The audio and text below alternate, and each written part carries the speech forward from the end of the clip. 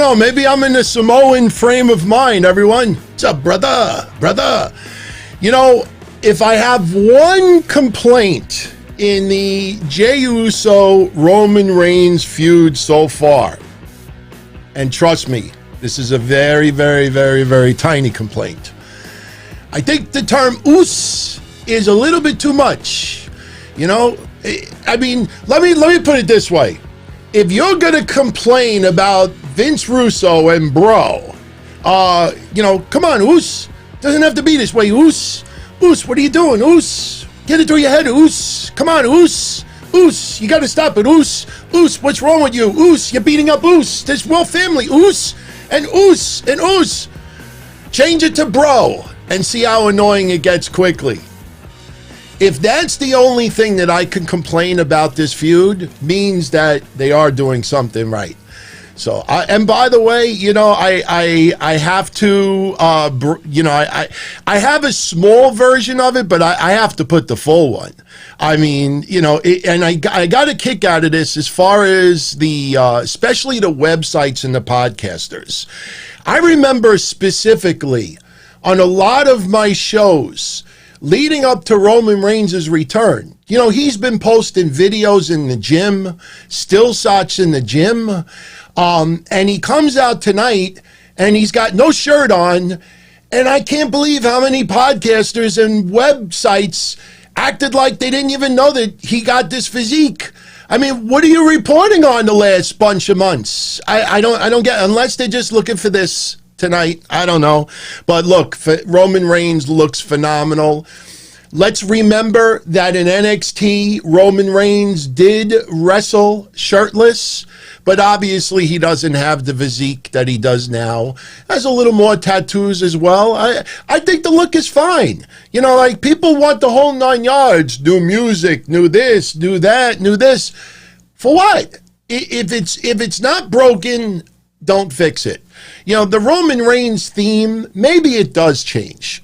You know, you want different music to reflect. You know, I just hope WWE does not do what they've done with a lot of other songs in the past. I mean, how creative have they been sometimes when someone turns heel? All they do is take the theme music and they slow it down. Could you imagine? Dun-dun, dun-dun, dun. I mean, they're not going to do that, but how many wrestlers over the years did they just slow down the music? And I guess when it's slower, it's more evil, right? But I tell you, Clash of Champions today started out hot, ended hot.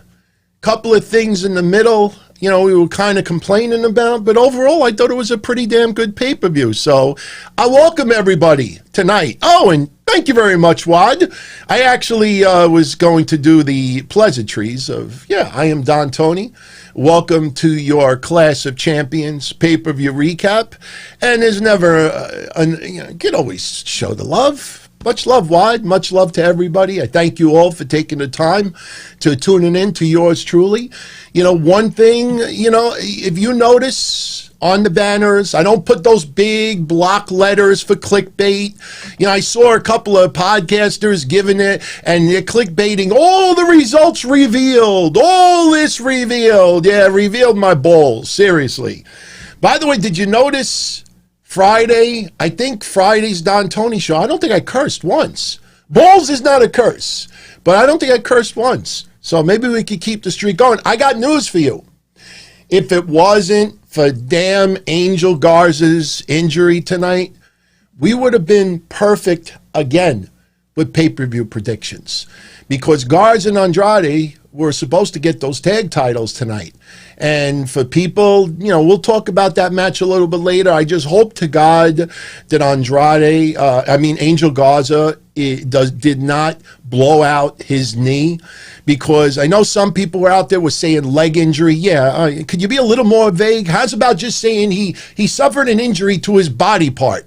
You know, this guy, and I have, this is a little screenshot of it, but if you notice, if you watch it back, he couldn't even put his leg on the mat. I mean, I hate to use this analogy.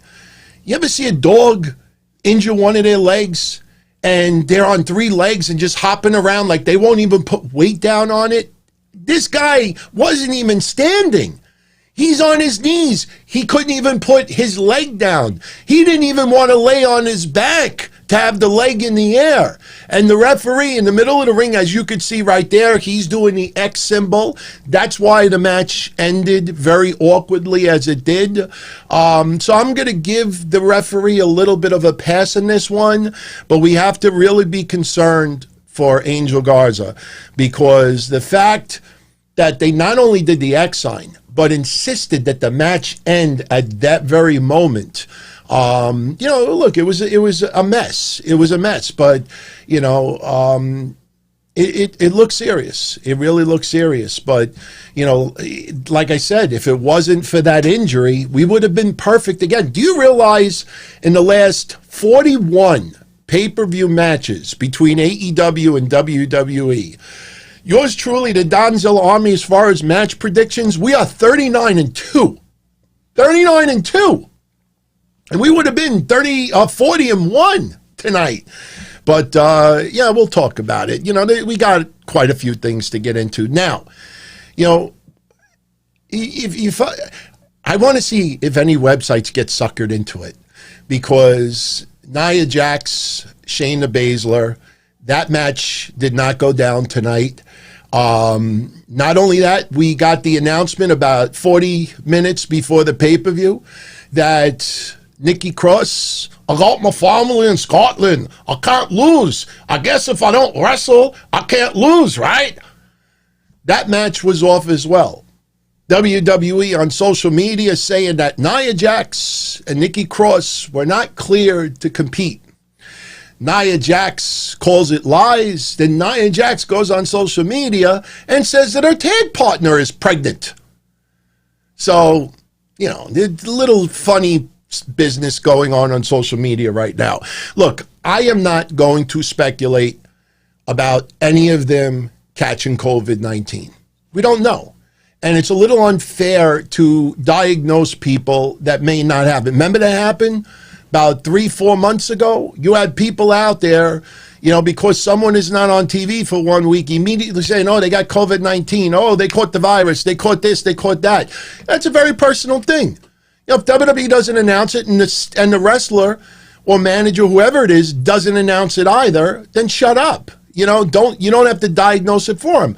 But the fact that they canceled 2 very important matches on pay-per-view, one was changed, technically. One was canceled. If you paid attention closely, leading up to tonight, the catchphrase was WWE Clash of Champions Gold Rush, where every title must be defended. Then tonight, Michael Cole, slick, tweaks the words a little bit. Now it's WWE Clash of Champions Gold Rush, where every match is for a championship. So those 2 matches did not go down. I don't want to speculate what's up, but I will say this. If you look at history with WWE and advertised pay-per-view matches, even leading up to the day, very rare does a match get scrapped. Sometimes maybe due to time constraints and maybe a match doesn't make it, they could be moved to pre-show, whatever, kickoff, whatever you want to call it.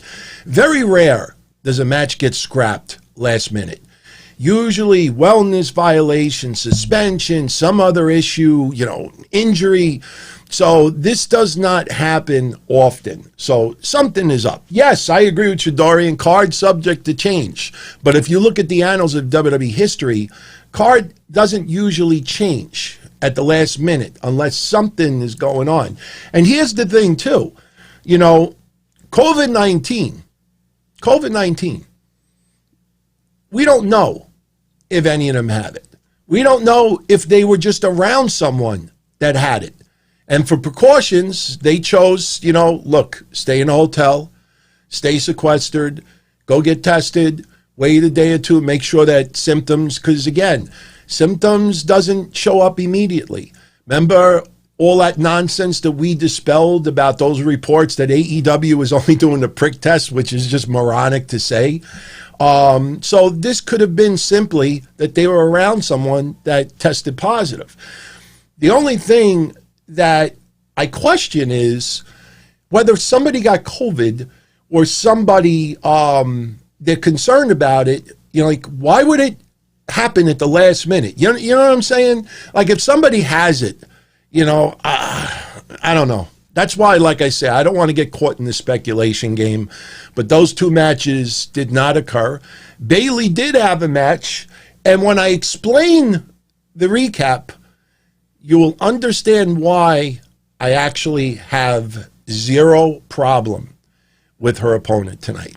I know some of you out there are going to be surprised with me saying this, especially Mish and I talking recently about how much we felt Mickie James should have got that spot tonight against Asuka. You know, here was an opportunity where, okay, you know, Bayley's not taking on Nikki Cross. Hey, you know, we could actually, maybe here's where we could just throw Mickie James on there. Maybe we could just throw Bianca Belair on there. Maybe we could just, I'll tell you why I'm glad WWE went with that decision that they did tonight. So, let's get into it, everyone, shall we? So, with that said, WWE Clash of Champions taking place tonight. The pre-show match obviously got changed. Originally, it was supposed to be Asuka versus Zelina Vega. That got moved to the pay-per-view because of the fact that two women's matches, really one, if you think about it, one was being pulled. And here's a case where WWE insists on having a certain number of women's matches on their cards. I feel you put a women's match or two or three or four if they're strong enough, and it's nothing against the wrestlers themselves. A lot of us complained that Asuka was on the pre-show in the first place. So I'm happy that it actually got moved to the pay-per-view. And you know what? Give Zelina Vega credit. She's been wrestling for, what, a decade now? You know, and everybody thinks that she joined wrestling school in 2019. You know, so she actually put on a decent performance. But here's a case where they have to have a certain number of women's matches. So as a result, one of the pay-per-view matches gets pulled to the kickoff. And the first match that we had tonight on the kickoff was, in fact, no, I'm just teasing all of you. I had to throw Velveteen Dream on there just to, for all the people out there that you know, that gets really pissed off because I defended him. You know, that's next week. Believe it or not, NXT TakeOver is next week. So we're going to be right back up here. So yeah, that was intentional. That was intentional. But no, the pre-show, the kickoff match tonight, we had Cesaro and Nakamura taking on Lucha House Party. Somebody wants me to do it again. You know, it kind of hurts a little bit. Look, it's red. It's red. I don't have big arms, so I'm not doing it just so I could show everybody my muscles.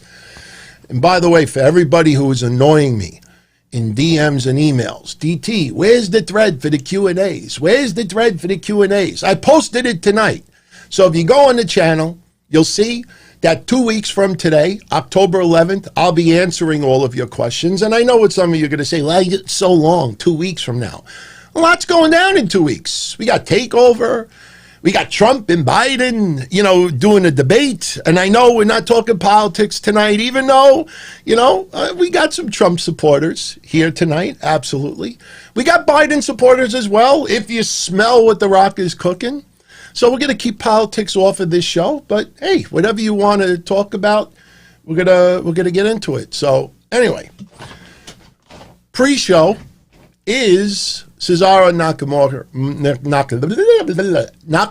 taking on Lucha House Party. Again, if you checked out the pay-per-view predictions from last Monday, the only match that I didn't get was Andrade and Angel Garza, and they were supposed to win the belts tonight.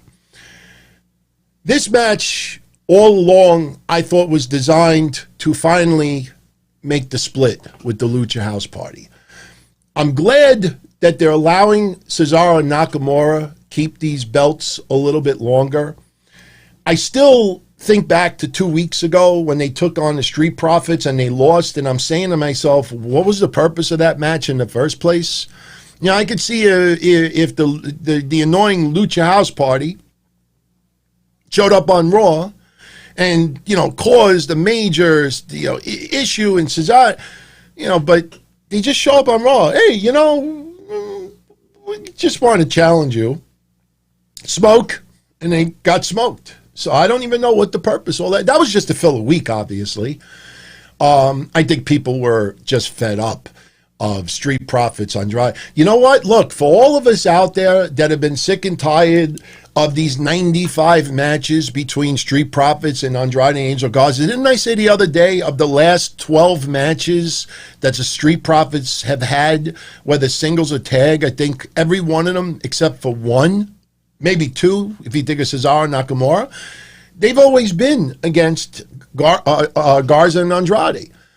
So now, with Angel Garza, you know, limping around like an injured dog, now you don't have to worry about Street Profits versus Andrade and Angel Garza anymore. It ain't happening. But I really wanted what I said on Monday. I wanted to see Lucha House Party, vamos, vamos. You want Kalisto on his own, fine. You know, it's okay. You know, if you want Andrade and Angel Garza, they win the titles, we don't need no Zelina Vega no more. Remember last week? Needed to hear that. Needed to hear that tonight. So, Nakamura, Cesaro, pretty damn good match against Lucha House Party. But we were more into what the outcome of the match was in the end. And, you know, Cesaro gave Kalisto the giant swing. Nakamura hits him with the knee. 1, 2, 3, it's over. And I was hoping that we have, you know, the Lucha House Party just have a complete meltdown in the ring. But no, we go back to Charlie Caruso and this is that. And then, I don't know, man.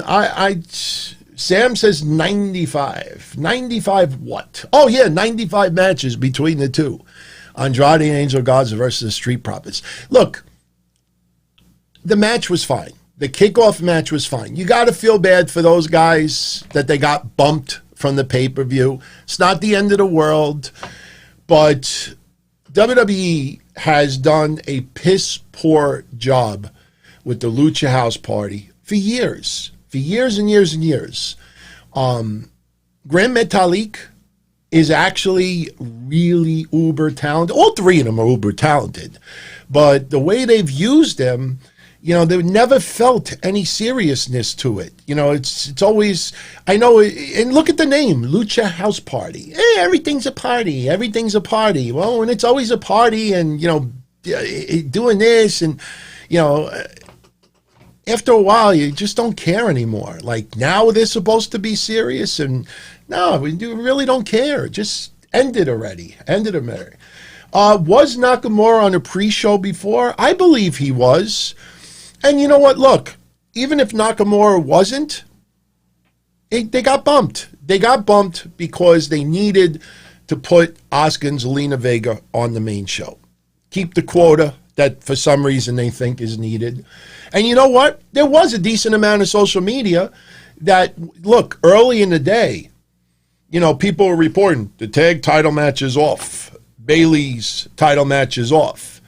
You know, and everybody, you know, was making their comments about it. But one comment that kept repeating was, wow, so we're only going to have one women's match on the pre-show, and we're really not going to get much of anything else. And so, you know, that's what they did. They switched it. So now on Friday, let's have the Lucha House Party finally break up, finally split up. I don't really care, to be honest with you. They're uber talented, but this is WWE's fault. It's the way WWE... How many years ago, when I used to say that it was kind of like mindgasms to hear Kalisto screaming and writhing in pain. I think, didn't he brawl? What was it, the dumpster match with Braun Strowman? Was that it? Do you remember when he had the dumpster match and Braun Strowman lost and all he did was like, he didn't even like fall in the dumpster. He just like accidentally like tripped in the dumpster and he was standing up still. What was that? That it? At that point, that's like, I will never enjoy Kalisto.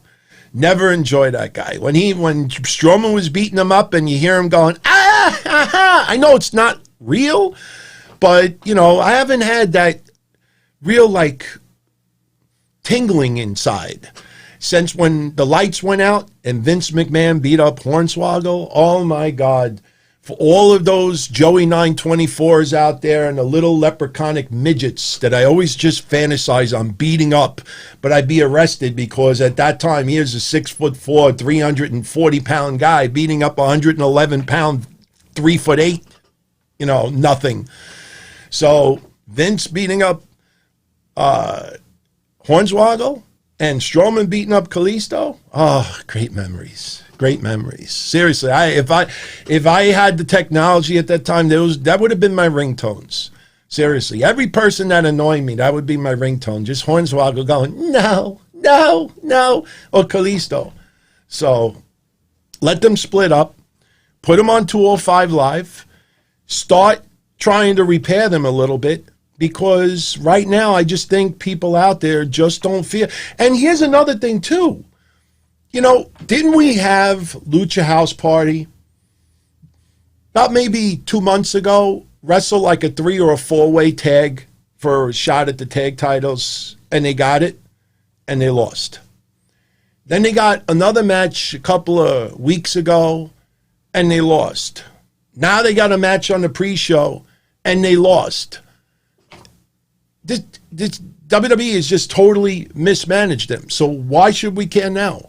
So anyway, so that is your outcome. Cesaro and Nakamura retain. Next on the list, we have this. My favorite match of the night. Not even close. Don't get me wrong. I loved the psychology of Roman Reigns and Jey Uso. I loved it. We've had the wrestlers getting vocal in the ring during the COVID era. If you notice for the last month or two, because especially when they did Thunderdome and they insist on that soccer noise in the background, they drifted away from that very loud vocal. You go back the first 2-3 months of WWE COVID. That's how I call it the COVID era. You go back and you look at the first 2-3 months. A lot of wrestlers, because remember I used to talk about the opposite, that you got no fans at ringside, you hear everything, and here they're taking Humberto Carrillo and they're about to crush his eye out on the edge of the ring, the steps, and he turns into a mute. I mean, I don't care if he speaks Spanish, Japanese, French, Italian, whatever, it doesn't matter. You put him on the ring, said, no, please, no. Oh, my God, help. Somebody help. Anybody, please help. No.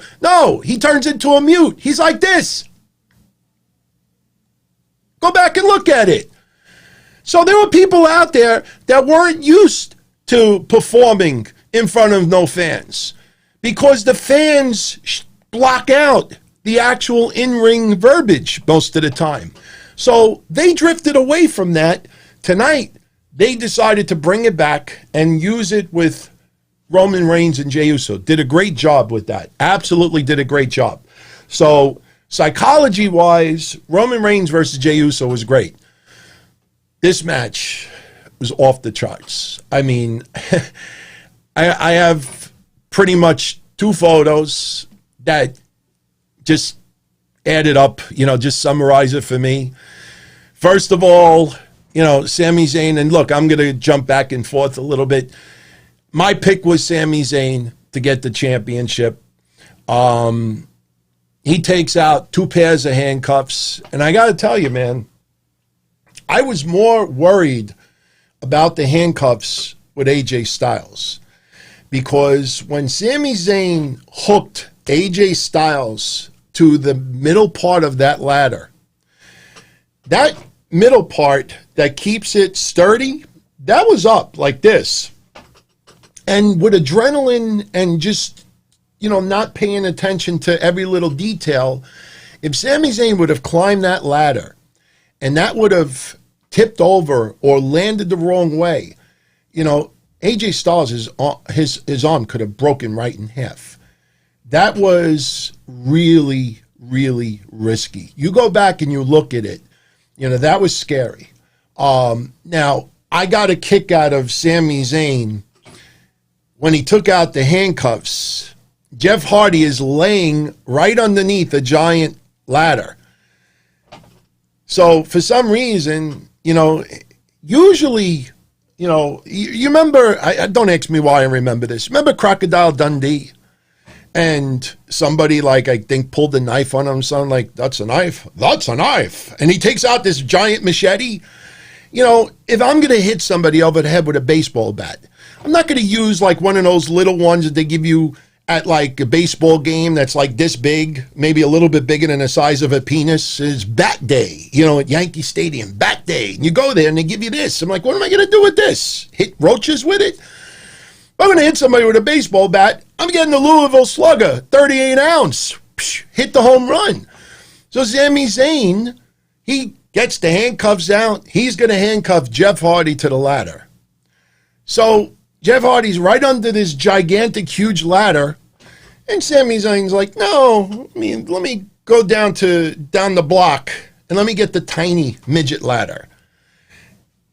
When I saw that, my immediate thinking is, if Jeff Hardy climbs that ladder, holding the little ladder and grabbing that title, like that's what I thought he was going to do. And I was like, man, you know, that's creative, but I had to see that go down. But my God, if you can't see exactly what I'm showing you right there, maybe this is a little bit better. Sami Zayn takes the big loop. You know, I had my ear pierced once, you know, and I don't know. I mean, some of you know that I have a problem with that eczema stuff. I get it right behind my ear, you know, the ear that got pierced.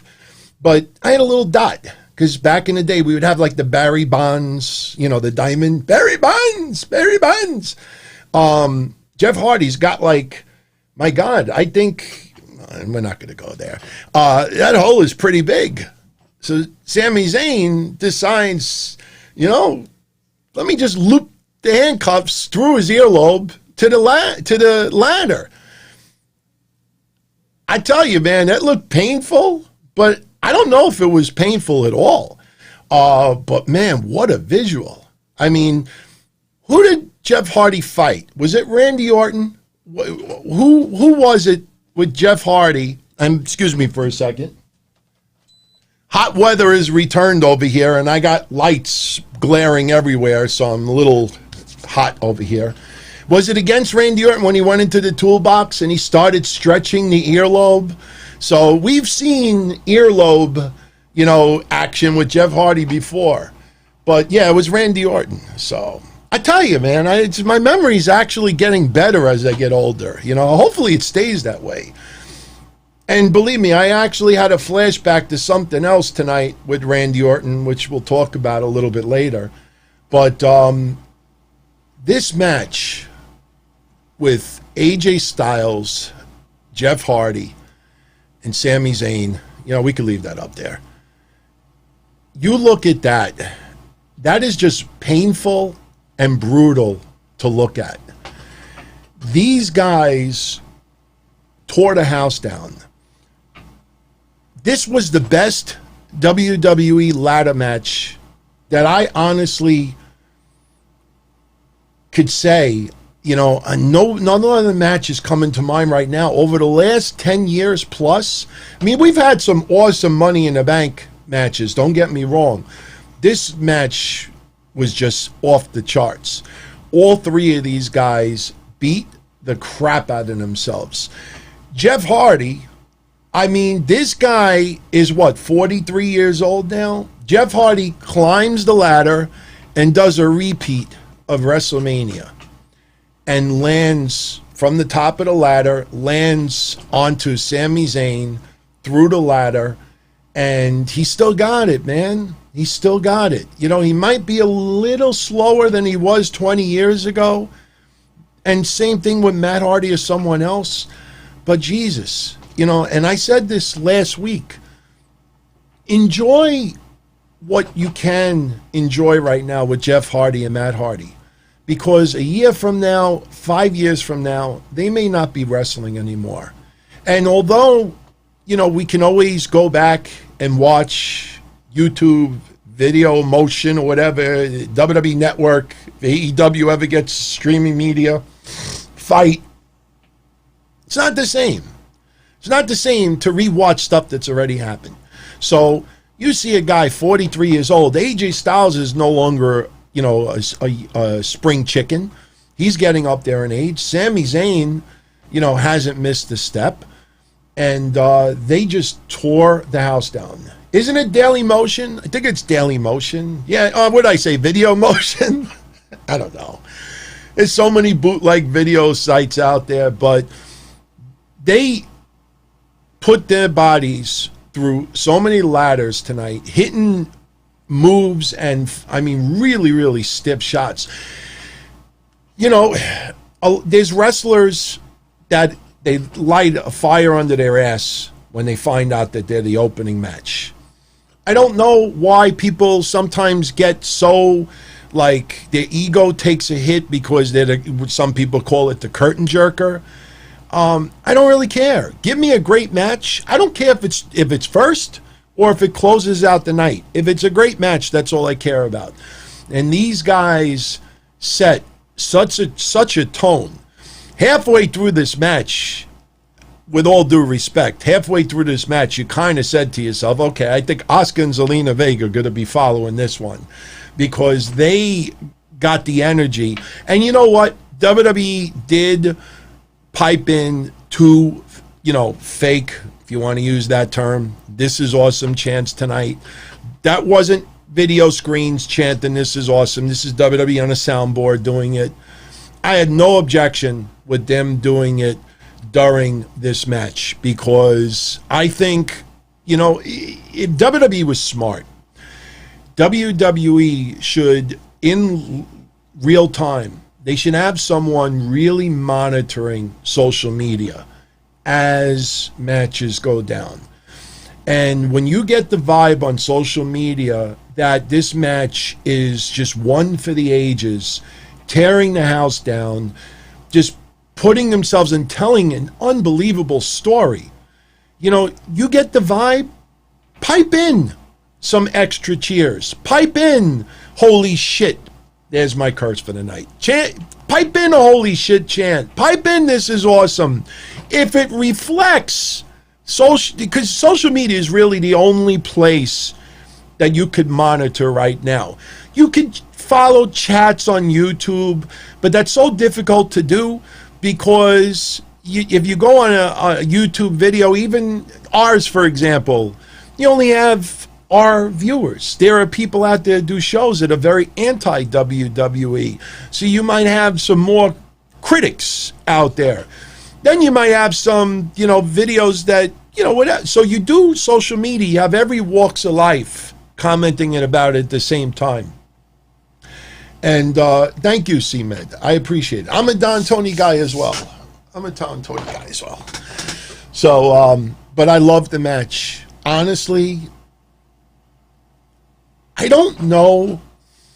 You know what? Quick poll for everybody out there. We got 2 polls tonight. This one I wasn't thinking about until now. Quick poll.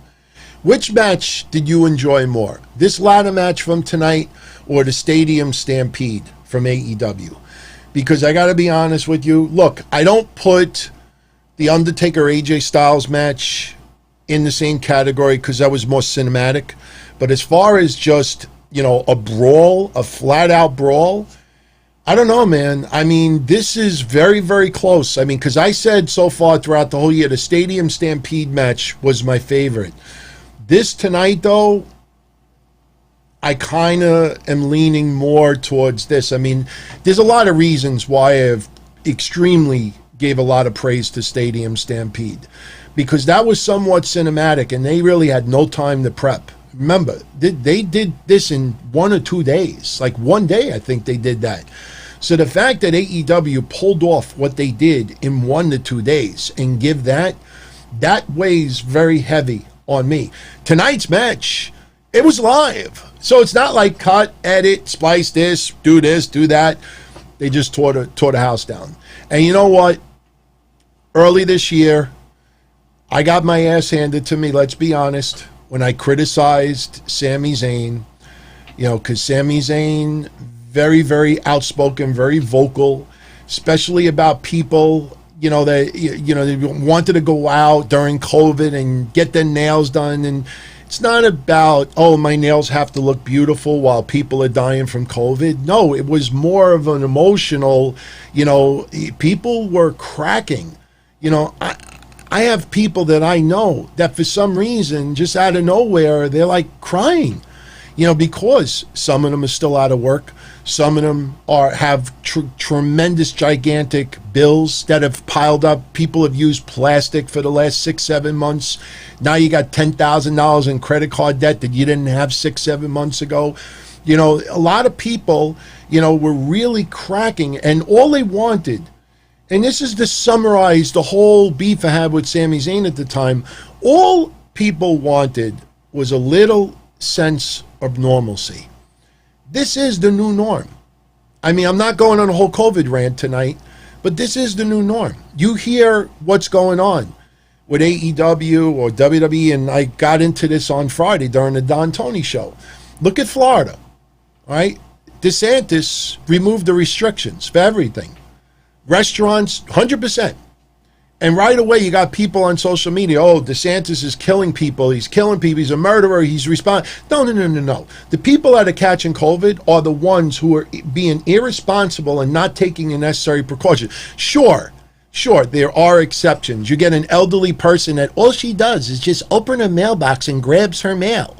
And the postman, who's a young person who went out a couple of nights earlier, just happened to go through the hallway and cough a few times or maybe sneeze and then leave, and she runs, to see. I mean, there's some weird ways. I've seen some weird ways of people catching COVID. Weird. And I have a customer that swears to this day didn't leave his house for 2 months and caught COVID. And he said the only way I got it was the delivery person who handed me food. He had a mask on. The other person had a mask on, and somehow he still caught it. So there's always an exception to the rule. But when you see that the 18 to 25 people are the ones getting COVID more than anything else, I mean, there's a reason behind that. People are going out and they're not taking precautions. When you see some of these wrestlers catching it, either they were a little bit careless or they were around other people that were careless. You heard a lot of websites saying that, and podcasters saying that, the mask enforcement was not said. What he said was very, very asinine and cold. But after thinking about it for a while, I understand why he said what he said. He's not the only person who has said that. People in politics have said that as well. But as far as a wrestler goes, the guy's got it. We've known that going back to Ring of Honor days when he was under a mask, maybe even before that.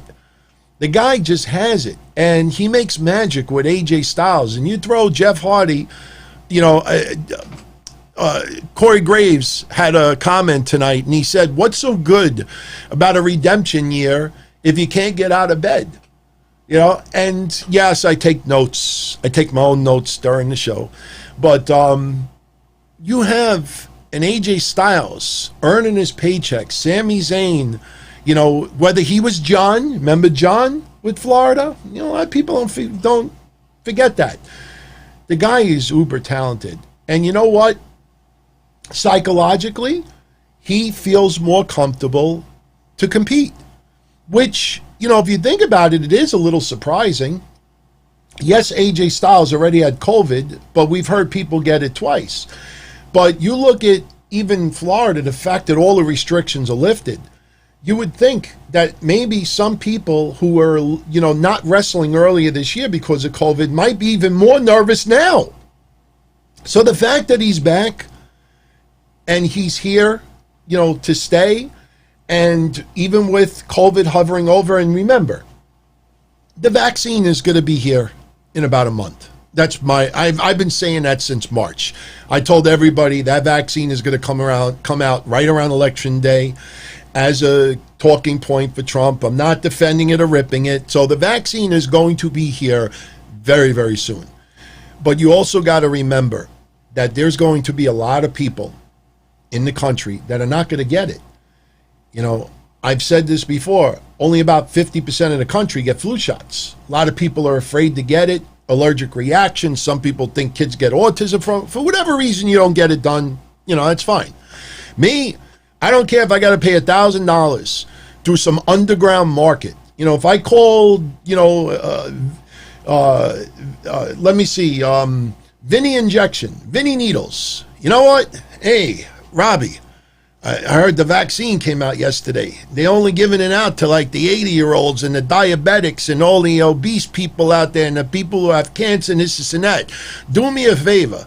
Get on the phone and call Vinny Needles and tell Vinny Needles I got a G-spot for him if he could get me a needle. I don't care if it go on the corner. I'll put it in right now. Serious. Vinny Needles. Vincenzo, if you're listening, you know, as soon as that vaccine comes out, you got to call me. You got to call me. But there's going to be a lot of people that aren't going to get it. A lot of you out there that are live right now. I guarantee you some of you aren't going to get it. I totally respect that. But you have to ask yourself, is every wrestler going to get it? You know, right now, you have to get tested and be clean in order to be in the building. What happens when the vaccine is here and some people don't get it done? You might have some people that say, yeah, I got it done, and they didn't get it done. So it's going to be around for a couple of years. It's going to be around a couple of years. Jaden Baxter, why did the Riot Squad not fight tonight? Because something is up with Nia Jax or Shayna Baszler. Like I said earlier, I don't want to speculate, but something is up, and their match did not go down. Nia Jax trolling a little bit on social media. The belts are going to be addressed on Monday. Now, the thing is, if one of them happened to have gotten COVID, or if somebody was around someone who had COVID, and just for precautionary measures, they told them, look, stay sequestered for a couple of days, get tested, make sure you're okay, you return the following week. I got news for you. You know what I would have done tonight? I would have done the same thing. I would have done the same thing of what they did a couple of weeks ago. Remember when they started painting the picture of the Riot Squad versus Nia and Shayna at Clash of Champions? What did they do? They had a handicap match. They had the Riot Squad versus Nia Jax. They were going to do the Riot Squad versus Shayna Baszler as well. I think one of them like not happen because of retribution, something. I don't remember. But the point is, you could have had simply the same thing tonight. If Shayna Baszler is being sequestered right now for whatever reason, you could have had Nia Jax in a handicap match take on the Riot Squad. Or you could have done what we had recently with Miz and Morrison. Do you remember that pay-per-view match? And wasn't it because Miz could not compete? Didn't Morrison defend the tag titles in a three-way? It was one member of each tag team in a match. Why wouldn't you do that tonight? Why not do that tonight? They could have simply said Shayna Baszler is unable to compete. Nia could have cut a promo, taken shots at Shayna Baszler. I'll do everything by myself. I don't need my tag team partner. I'm going to show tonight that I can do everything by myself. Have a handicap match, win it. Because remember, up until tonight, Clash of Champions, Gold Rush, where every title must be defended. And that was changed to where every match is a title match. They could have done a simple handicap match tonight. And if one member on each team they had to keep sequestered, then you have a one-on-one. You've done that before. So I don't like the fact that that was taken off completely. Because now you address it on Raw tomorrow, and who knows? Who knows the dumb excuse that's going to come out? And look, if you get COVID, you know, and like I said, we don't even know if anybody has it. You know, 2-3 weeks from now, they're back. So what do? Nia and Shayna Baszler are great as tag team champions. You're going to strip them because someone had... No, I don't think you strip them at all. They should have done something tonight. Again, if Nia was able to compete, she could have just showed up in the ring, handicap match. You could have had the stipulation that your partner is not here. You still must defend the tag titles and this and that. Boom. Boom. They didn't do that. So, anyway. So, again, the ladder match tonight, Sami Zayn, towards the end of the match, takes out a pair of handcuffs. First, he handcuffs AJ Styles. And AJ Styles is beating up. I thought, I got to be honest with you, man. More and more I think about it, I got to give the edge, I think, a little bit to the ladder match tonight over Stadium Stampede as far as my favorite match. Again, I don't include Wyatt, Cena, or Undertaker Styles because those are cinematic matches. But I tell you, the psychology tonight and me, you know, when people say to me, and by the way, with the Q&A, somebody already has said to me, what's the one thing that I would improve more? What would be the first thing if I was able to work for a wrestling company or turn WWE? What would be the first thing that I would change? And I know a lot of people out there, oh, unify this and do this and that. Unify means crap if the division sucks. What I would do, tell better stories in the ring. You tell a great story in the ring. Let's put it this way. I've been a wrestling fan since 1979, since I was still almost an embryo. I, for the life of me, cannot think of many feuds where a match told the story in the ring and it sucked. When it tells a great story in the ring, that's when wrestling is usually at its finest. And it doesn't need to be the main event stars every time. If you tell a great story, and everything that was done today told a great story. Like I said, the only goofy thing that happened was when Sami Zayn handcuffed Jeff Hardy. Jeff Hardy's right underneath the gigantic ladder, you know. Instead, no, let me get the little tiny ladder, because you know Jeff Hardy's going to do something now with the tiny ladder. But it's okay. It's not a big deal. But just talk about psychology. You know, Sami Zayn puts one of the handcuffs around AJ Styles. And AJ Styles starts beating up Sami Zayn. So what does Sami Zayn do? He handcuffs himself on the other side. So AJ Styles is baffled, and the commentators are doing perfect. But wait a minute. So now neither AJ Styles nor Sami Zayn could climb. So what happens? AJ Styles puts Sami Zayn on his shoulders. He tries to do what the firemen do, going up and down the stairs. And in the process, Jeff Hardy ends up back in the ring, and he's trying to interfere. He's got his ear still handcuffed to the ladder. And meanwhile, Sami Zayn, you know, takes the key out of his mouth, unhooks himself, and then he takes that handcuffs and he handcuffs it to the ladder. So now AJ Styles is screwed. In just storyline, telling a story. You went from point A to point B perfectly. You have Sami Zayn and AJ Styles handcuffed to each other. And I'm giving this match more time because, with the exception of the main event, we start going a little bit downhill, let's be honest. But overall, very good pay-per-view. Absolutely. But here's, like I said, when you go to point A and point B beautifully, AJ Styles and Sami Zayn are now handcuffed together. And I'm saying to myself, shit, Jeff Hardy's going to retain. Nothing against that, but that wasn't my prediction. So I'm thinking neither one of them could climb the rope. Jeff Hardy, how many of you thought this? Neither one of them could climb the ladder, Sami Zayn or AJ Styles. So Jeff Hardy's going to climb the ladder while he's holding a little ladder attached to his ear. That's what I thought was going to happen. I'm like, if this guy pulls this off, I mean, it's just unbelievable. But sure enough, AJ Styles picks up Sami Zayn, puts him on his shoulders, starts trying to climb the rope. Jeff Hardy can't really do much, so he gets in the ring and he's trying to do it. But while he's annoying AJ Styles a little bit, Jeff Hardy, Sami Zayn unhooks himself because they're already on the ladder, and Sami Zayn hooks AJ Styles to the ladder. And he climbs and he gets it. Couldn't have done any better. Couldn't have done any better. If you did not see this match, go out of your way to see it. I guarantee you when it's done, you will agree with me that this might be. I'm very curious. I don't think Meltzer would give it 5 stars. And you know me. I mean, I subscribe to Meltzer's newsletter. I've done it for years. I'm one of the rare people that support Russo and Meltzer together.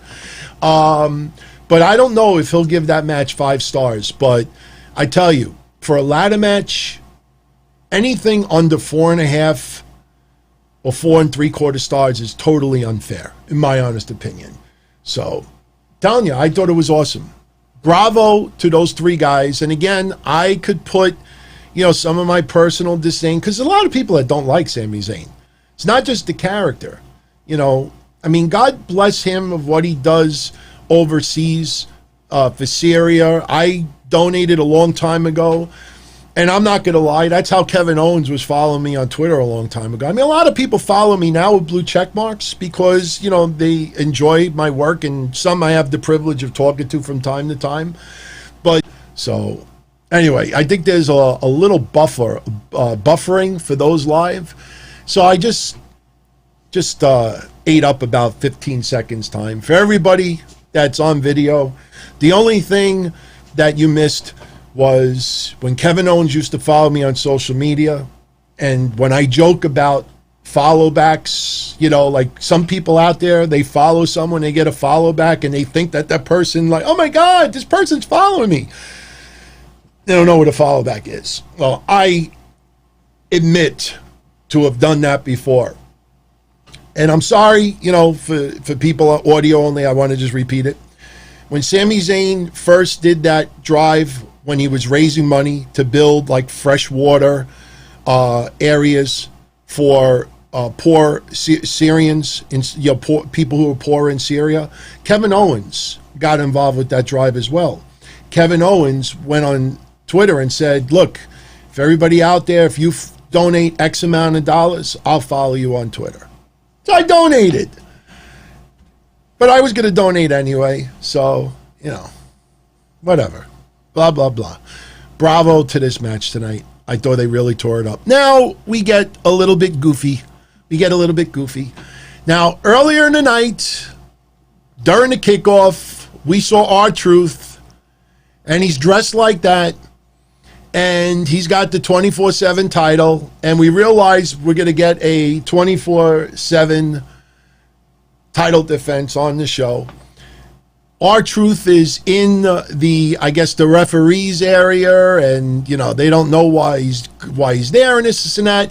And the next thing you know, Drew Gulak out of nowhere from SmackDown shows up.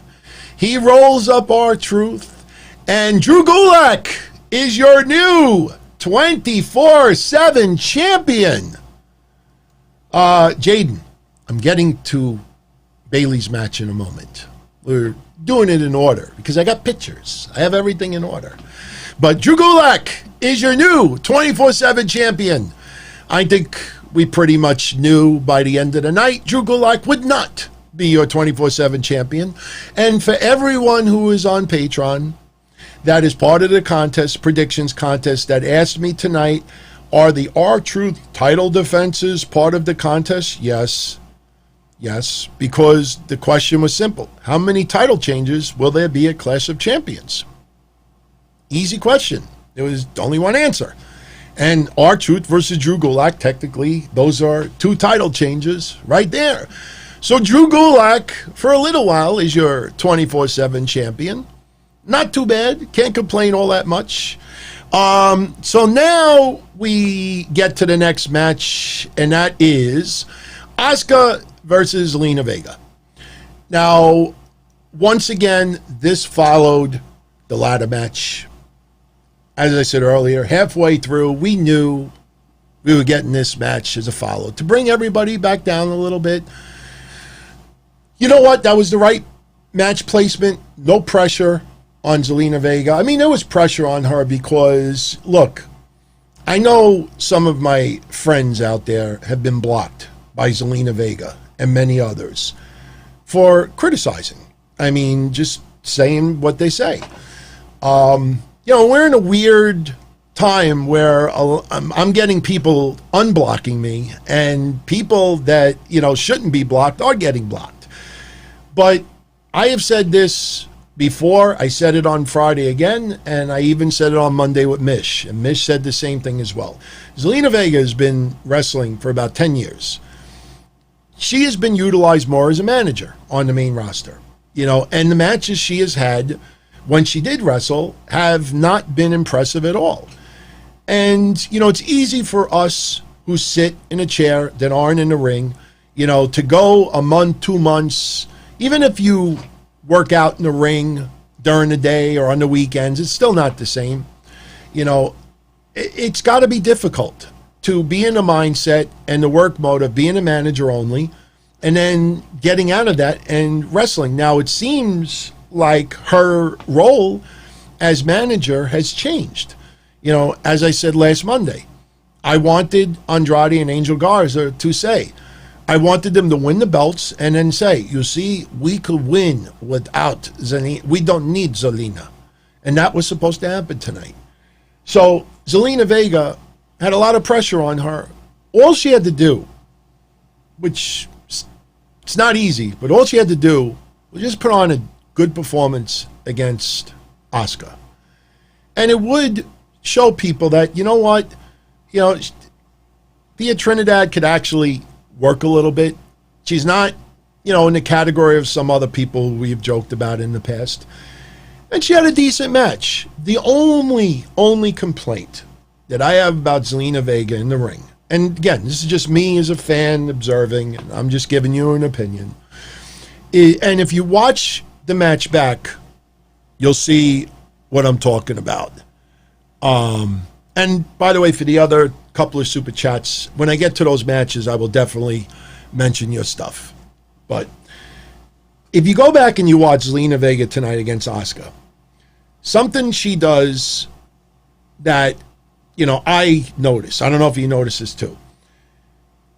When she is about to hit a move, she's got this look of concern on her face. When she's about to get hit with a move, she's got this extreme visual of fear in her face. I don't know if you know what I'm talking about, but if you go back and you watch it and you see, she's got this really fearful look on her face right before she does something or right before something happens to her. It's not fear where, if I'm in the ring, suspension of disbelief, I'm in the ring and somebody's about to hit me with their finisher and I see it and I go, ah! That's not what I mean. She's trying to hit moves on Asuka and she's even going for the pin. And when she's doing it, she's fearful, go see what I'm talking about. That's the only criticism I could give. But I thought she did fine tonight. She did fine. In the end, Asuka, hits the Asuka lock. She submits immediately. Match was very, very short. And you know what? That happened to be the tiebreaker on the contest tonight because I had a feeling that match was going to be extremely short. And I was curious to see how people out there thought that match would go down. But, Benjamin, I think Zelina, it's more rust. And also, it's got to be mental rust as well. It's the mindset of now, instead of being manager, Vega, now it's wrestler, Vega. So, I got news for you. Would not surprise me. Would not surprise me if Angel Garza is out for an extended period of time. It would not surprise me that when he's ready to return, and hopefully it's much sooner than later, that if he returns with Andrade, that they might even just put them back with Zelina Vega. Would not surprise me. We'll see what happens. But after the match is over, Asuka calling Zelina Vega a firecracker, wants to show a sign of respect. She extends her hand. Zelina Vega says no. Zelina Vega does this, sign of respect. Japan. I don't speak Japan, but I understand some of the symbolism. And Asuka does it, and right away Zelina Vega is going to start wailing on Asuka, and she does. Zelina Vega leaves the ring, and, it was funny on social media because Asuka, we're used to her rants. But we didn't know if she was like, like challenging her to get back in the ring now, or I challenge a rematch. All she was doing was just, like flipping out, looking at, like if she was trying to get Zelina back in the ring. We don't speak Japan, most of us. So lift up the rope. So even though we don't understand what you're saying, lift up the rope and go.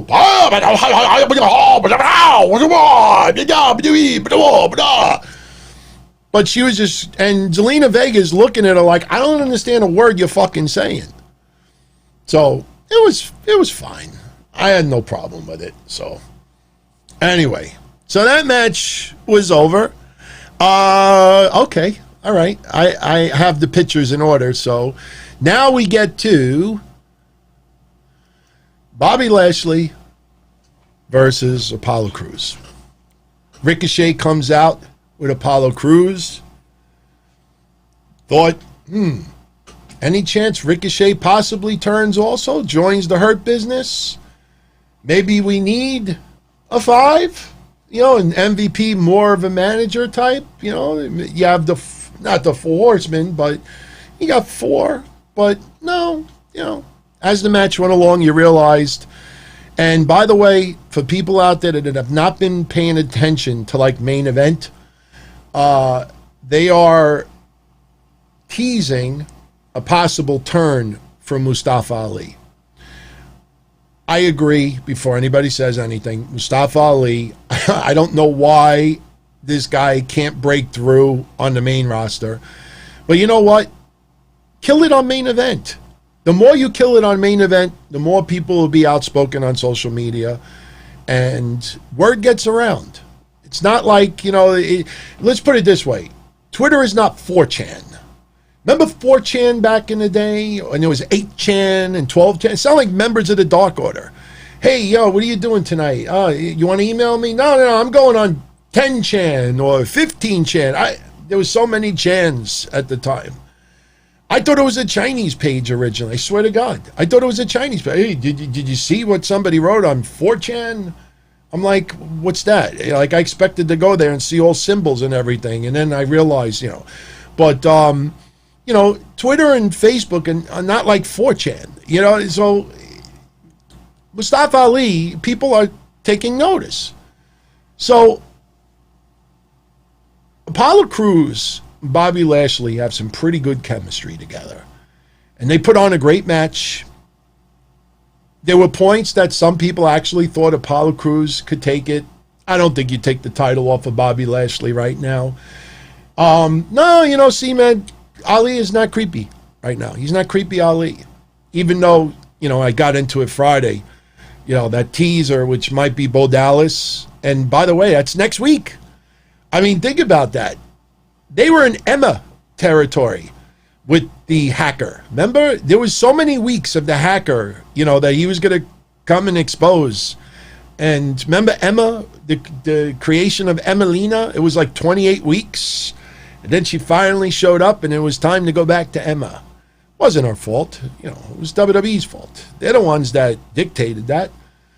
So, yeah, VJ, as I said before, Ricochet, they're treating him like Ricochet. And look, that storyline is going to be making a twist. Somebody in that group needs to turn on someone. You look at, see, that's why I was a little on the fence with Cedric Alexander. I had no problem with him turning, all right? And I think they're actually doing it slow, which is good. But he turned on Ricochet. So if the storyline is going to be that all my friends are turning on me, then Apollo Crews should be the next one to turn and join the Hurt Club. And maybe, and look, how many years, think about it, how many years have I said that Apollo Crews smiles too much on TV? He first came up. He smiles. Everything he smiles. Seriously, he could be constipated and he'd be on the bowl and he probably would be like, doesn't want to come out. Doesn't want to come out. Or he cuts himself shaving and there's like tons of blood coming out. And he'd be like he smiles for everything. I think if he ever got released, I'd be like, honey, look, I got released. Too happy-go-lucky. Apollo Crews needs to get angry sometimes. And sometimes when he gets angry, you don't believe it, you know? So maybe Apollo Crews is the next one to join the Hurt Business. And you know what'll happen. You know what'll happen. I personally think that, and I'm not saying to try to cause any controversy, I think if Apollo Crews were to join the Hurt Business, I think people would focus more on black than anything else. And I think what will ultimately happen is somebody will join the Hurt Business who is not black. And I don't care if they're black, white, straight, gay, Asian, you know, it's amazing. And I've said this a few times recently. MVP is arguably one of the MVPs of Raw during this COVID era, especially. The guy is just knocked it out of the park. And Apollo Crews versus Lashley, they have great chemistry together. So I understand why they put them in the ring again. And it'll happen again. There's no doubt about it. Somebody in the creative is going to say, like, we got to put a match with Bobby Lashley on Raw. I got it. Apollo Crews. So it wouldn't surprise me if it happens again. In the end, Bobby Lashley gets the win. I mean, it's just Crews is so athletic. I mean, so like a cruiserweight, and that guy's got weight to him. Guy's excellent. Bobby Lashley, I wanted to see gold around his waist for a long time, and you do not take that belt off of him right now. He puts the Hurt Lock on Apollo Crews for the win. You know, Apollo Crews going up the rampway, walking backwards with Ricochet. And Apollo Crews looking a little bit dejected. You know, he's got to talk more about, you know, stuff with the family. Here we go again. Like I said, you know, we talked about, I mean, obviously, one we focus on more than others. But here we go again with someone in a promo. I got my family. I got my family. We all got family. So, anyway. Moving on. All right. Here's where things start getting a little bit downhill. Andrade and Angel Garza versus Street Profits. Up until now, you know, yes, this is only the fourth match of the night. If you want to include the kickoff show, this is the fifth match of the night. And especially with the expectations we had for Zelina Vega, up until now, I'm like, you know, this is turning out to be a really solid night for WWE. And here's where things started really going downhill.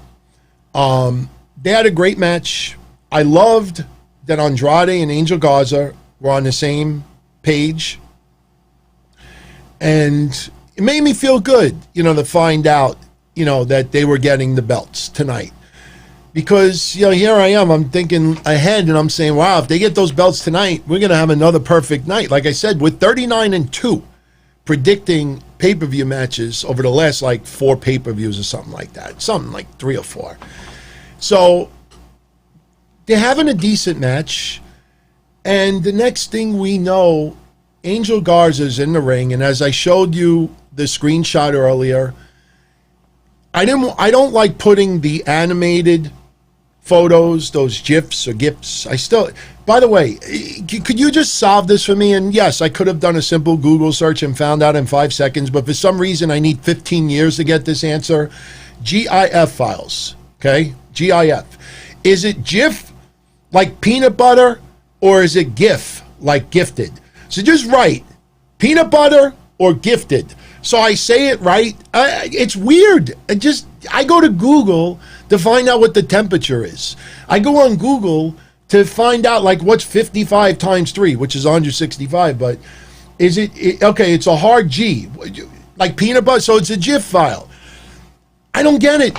I'm on social media since 1993, and I never bothered to do a Google search saying, how do you pronounce it?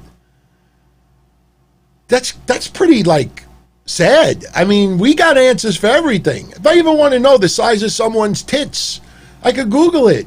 And I never bothered to Google, is it GIF or GIF? So GIF. All right, so GIF. So now, and people are screwing me. Now they're saying GIFs. Now a lot of people are saying GIF like gifted. Now, and some, Austin's really starting to screw me up because now he's saying you can say it either way. So we can't win. Looks like I'll never have the answer. Now I won't look. Gifted. Hard G. Okay. All right, so GIF. All right, GIF. I don't like putting GIF files on here because I've seen people get hit. I'm only on YouTube for 8 months. Again, when some of you out there want to be cute and compare me to other podcasters out there, I'm like, wait a minute, that person's on YouTube for 10 years. That person's on YouTube for 7 years. Yeah, my numbers are going to suck compared to theirs, especially that 70% of people that enjoy these shows still only access audio only. Not everybody wants to see my face. You know, a lot of people like to drive when they check out the shows. Do you think they all have the screen in the middle of the thing, like with the children, and like, hey, look, that's Don Tony. You know, maybe once in a while they check out video. This allows me to get a little more animated and show you pictures and other stuff. And don't forget, next Wednesday we give out this, you know, so dual signed WWE's Authenticity. But I don't like putting GIF files because I know people who have been on YouTube for 10 years and got copyright strikes from WWE for putting up a GIF file. GIF file. So little screenshot I think is better. But again, if you look at the GIF file, you'll see Andrade, he looked like a injured dog. Again, I feel bad saying it. I'm not trying to be funny with that, but you see whenever a dog, he's running, he's chasing a ball, and he tweaks the ankle a la Miro, like Miro on Wednesday, and the dog suddenly will be hopping on 3 legs and will not put that leg down. That's what he looked like tonight. Seriously, I'll say this. I wanted to throw a ball at Angel Garza. Yeah, fetch. Don't hump my leg. But did I say Andrade? I meant Garza. So Garza, you know, during the match, he's in the middle of the ring. And again, you know, we have Eric recently. You know, he's got no tag partner because Ivar does a dive outside the ring. And even Ivar don't want to wait for no referees. Ivar don't even want to whisper in somebody's ear, yo, I think I blew out my leg. Ivar's like, everybody, look. Same thing happened today. Garza's in the middle of the ring. He won't even put his leg down, so you know it's something serious. I'm hoping it's a knee sprain. That's what I'm hoping for. Because a knee sprain, a deep bone bruise, could be a very long time as well. I just hope he didn't blow out his knee. Referee immediately goes for the X. He rolls out of the ring, and before he rolls out of the ring, he gets the hot tag to Andrade. Angelo Dawkins also got the hot tag. And then Angelo Dawkins basically hits the spine on the vine. I think that's what they call it. And the referee counts 1, 2. Andrade kicked out. Andrade definitely kicked out. And the referee counted to 3. Angelo Dawkins didn't even expect it. Angelo Dawkins had the look on his face like, how did this guy kick out at 2? But it was 3. And Angelo Dawkins was surprised. He was annoyed. And so was Andrade because nobody wanted the match to end on a botch. But the referee, because of Angel Garza's injury, the referee thought they were, as they call it, going home. And Angelo Dawkins hit a great move on the guy. And Angelo Dawkins immediately went for the pin.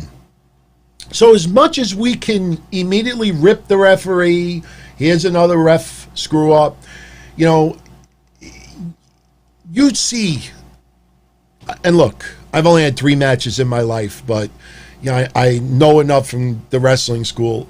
You hit the hot tag, usually hit 3 offensive moves on the other person, the trifecta.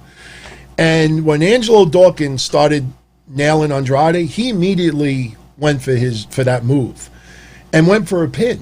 So, I personally think the referee thought that was the end of the match, and that was going to be the 3 count. Everybody looked confused after. They tried to cover it up with the announcer, showing different camera shots to say, look, Andrade did kick out and this and that, but it ended abruptly. Did the referee make the right call? It's hard to say, man. I mean, we all make mistakes. We're all human. Me personally, if you ask me if I have to put the fault on anyone, I would say Angelo Dawkins shouldn't have hit that one move by itself, because you hit a power move like that and you're ending the match early. You can't blame the ref for thinking that was the 3 count. But, it was a little sloppy, but, at the very end, you have to be concerned for Angel Garza, because Angel Garza is one of their biggest, brightest stars of tomorrow. I kind of put Angel Garza and Sammy Guevara. Similar. Angel Garza might be a little bit more polished, but that guy's got it. You can tell that guy's got it.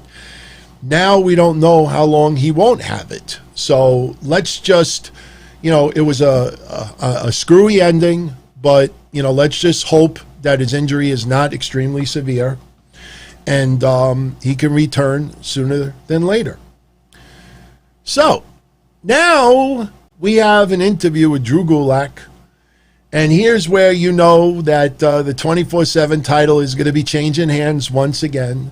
And Drew Gulak wants to give a shout out to the Ninjas and Tozawa. And it's basically it's like those commercials. You ever see those commercials for like Humira or for like sexual impotence or skin cancer or, liver cancer? And then you see the people and they're like talking to each other and it's just gibberish because for some reason they're like having a conversation and everybody keeps saying yes to each other. You ever see that? Like Drew Gulak is just saying like random things that come to mind. And next thing you know, R-Truth rolls him up, gets the pin, and R-Truth for like the 41st time, he is your 21st. I almost said earlier. I typed 27/7 champion. Now I almost said 21st 7 champion. He is the 24/7 champion. I got a kick out of a few people tonight saying, WWE's jumped the shark. I think with the 24/7 title, they have jumped the shark so many times. If I had $1 for every time WWE's jumped the shark with that belt, I probably could buy another one of these 49-inch monitors. Seriously. Handy to sock. I sound like Joe Biden. I'm not gonna make fun of the guy, because if that's a real, I think it's a real physical condition. That's someone who is trying to be our next president. I want to see the debate. I want to see, what happens. And look, it's not even about Trump, pro or against this and that. It's just, I see that. I think of my grandfather. Think of my grandfather who, in his latter years, or you know what? Here's an even better example, because some of you out there are patrons. I didn't talk about this on the regular show because I never really get, or at the time got deep in discussion with some of the hosts, because non-Patreon shows, everybody wants stick to wrestling. Patreon, we get a little bit more personal and raw. But I had an aunt that died about 3 or 4 years ago, my Aunt Ann. And I know a lot of you out there remember when I said this. And one of the last times I saw her, which was about 3 months before she passed, she went over to my mom's house. And we passed by and we visited her and this and that. And I said, oh, hi, Auntie Ann. I used to call her Auntie Ann. I'm like, how you doing? And she just started talking about I'm looking forward to seeing my mom and this and that. And I'm like, your mom's been dead since 1977. And she just started rambling things that made zero sense. You're like, Auntie Ann, you want a cup of coffee? And she'll be like, that air freshener it's nice. What kind of napkins are that? And you're just like, she's just like saying things. That's what I think about when I see some of the things that he says. It's not funny because I know I have relatives that got that, whatever it is. I don't want to call it dementia or anything like that. So, Austin, look, it happens. I just hope it doesn't happen to me. And hopefully I won't be doing shows by the time I'm that age. Because I don't want to come up here and I'll be like, for Clash of Champions, I'll be like, hey, everybody, ECW's All Out pay-per-view just finished from Madison Square Garden, and I thought it was pretty damn good. I think Gordon Soley and Jim Ross knocked it out of the park tonight, and we got to see puppies. Even that would be tolerable because I made full sentences, So anyway, getting back. We have a new 24/7 champion once again. And this leads to Bayley. Bayley comes out. Nikki Cross unable to compete. So, for some reason, Bayley issues an open challenge. And she's like, open challenge. Raw, SmackDown, anybody? Anybody? Nobody? Okay, let it get home. So it's like if you think of the whole character with Bayley, why would she even want to do an open challenge? It just, WWE forced or whatever, fine. Now, I'm on social media watching in real time people reacting to this, and we're wondering whose music is going to hit. And I saw people writing, you know what? Give Mickie James that shot back. Oh, much love, my friend. The audio only people hate when I do this. I can't tell you, Jay Carlos, how many audio people send me DMs. You're right in the middle of a sentence and you stop to give shout outs and love for super chats and everybody else live like Ken Terminator by DQ, James Pascal, Austin Nance, Handy the Sock, Jimmy the Cock, Sam, I just made that one up, Benjamin, Mark Anderson, all of you, Michael Gonzalez, Jermaine Vance Gates, VJC. I open a hole now because now I got to mention everybody. Neil, I didn't forget your super chat. See, I dig myself hole. I dig myself holes, as people have claimed. But remember, if you dig a deep hole, it's necessary to create a good foundation. That's my fiance's thinking for you. So much love, my friend. Thank you as always. I'm in a pretty good mood tonight. I thought overall, Clash of Champions was pretty good. The beginning was hot. The end was hot. The middle was enough. It was enough. It's almost like you go to like a party at a restaurant. And when you walk, even, a wedding reception. You walk in and they have the buffet hour. And usually if you're like me during the buffet hour, that's where you eat like a pig. I'm eating tons of hors d'oeuvres. I'm having this, hot dogs, clams, shrimps. Well, at the time, bread, pizza, anything that was pretty much non-seafood other than shrimps. You eat like a pig during the buffet hour. Then you sit down and they give you a bowl of soup in the summertime. I do it soup in the summertime. Even though my father does that. My father loves to eat like escarole and lentil soup in the summertime. I'm like, no, man. The only thing I want hot in the summertime other than my fiance is a nice cup of coffee. So I have to always throw in a little compliment to her. So she deserves it. She lets me do this. So you got to give her a little credit. But no, well, you have the big buffet. You eat like a slob. Then you sit down for the wedding reception and like, I got to watch these people dance and all this stuff. And you see all the elderly people, Boogie Wonderland. But what happens? You get soup, you get salad, you get like maybe like a BS, like appetizer.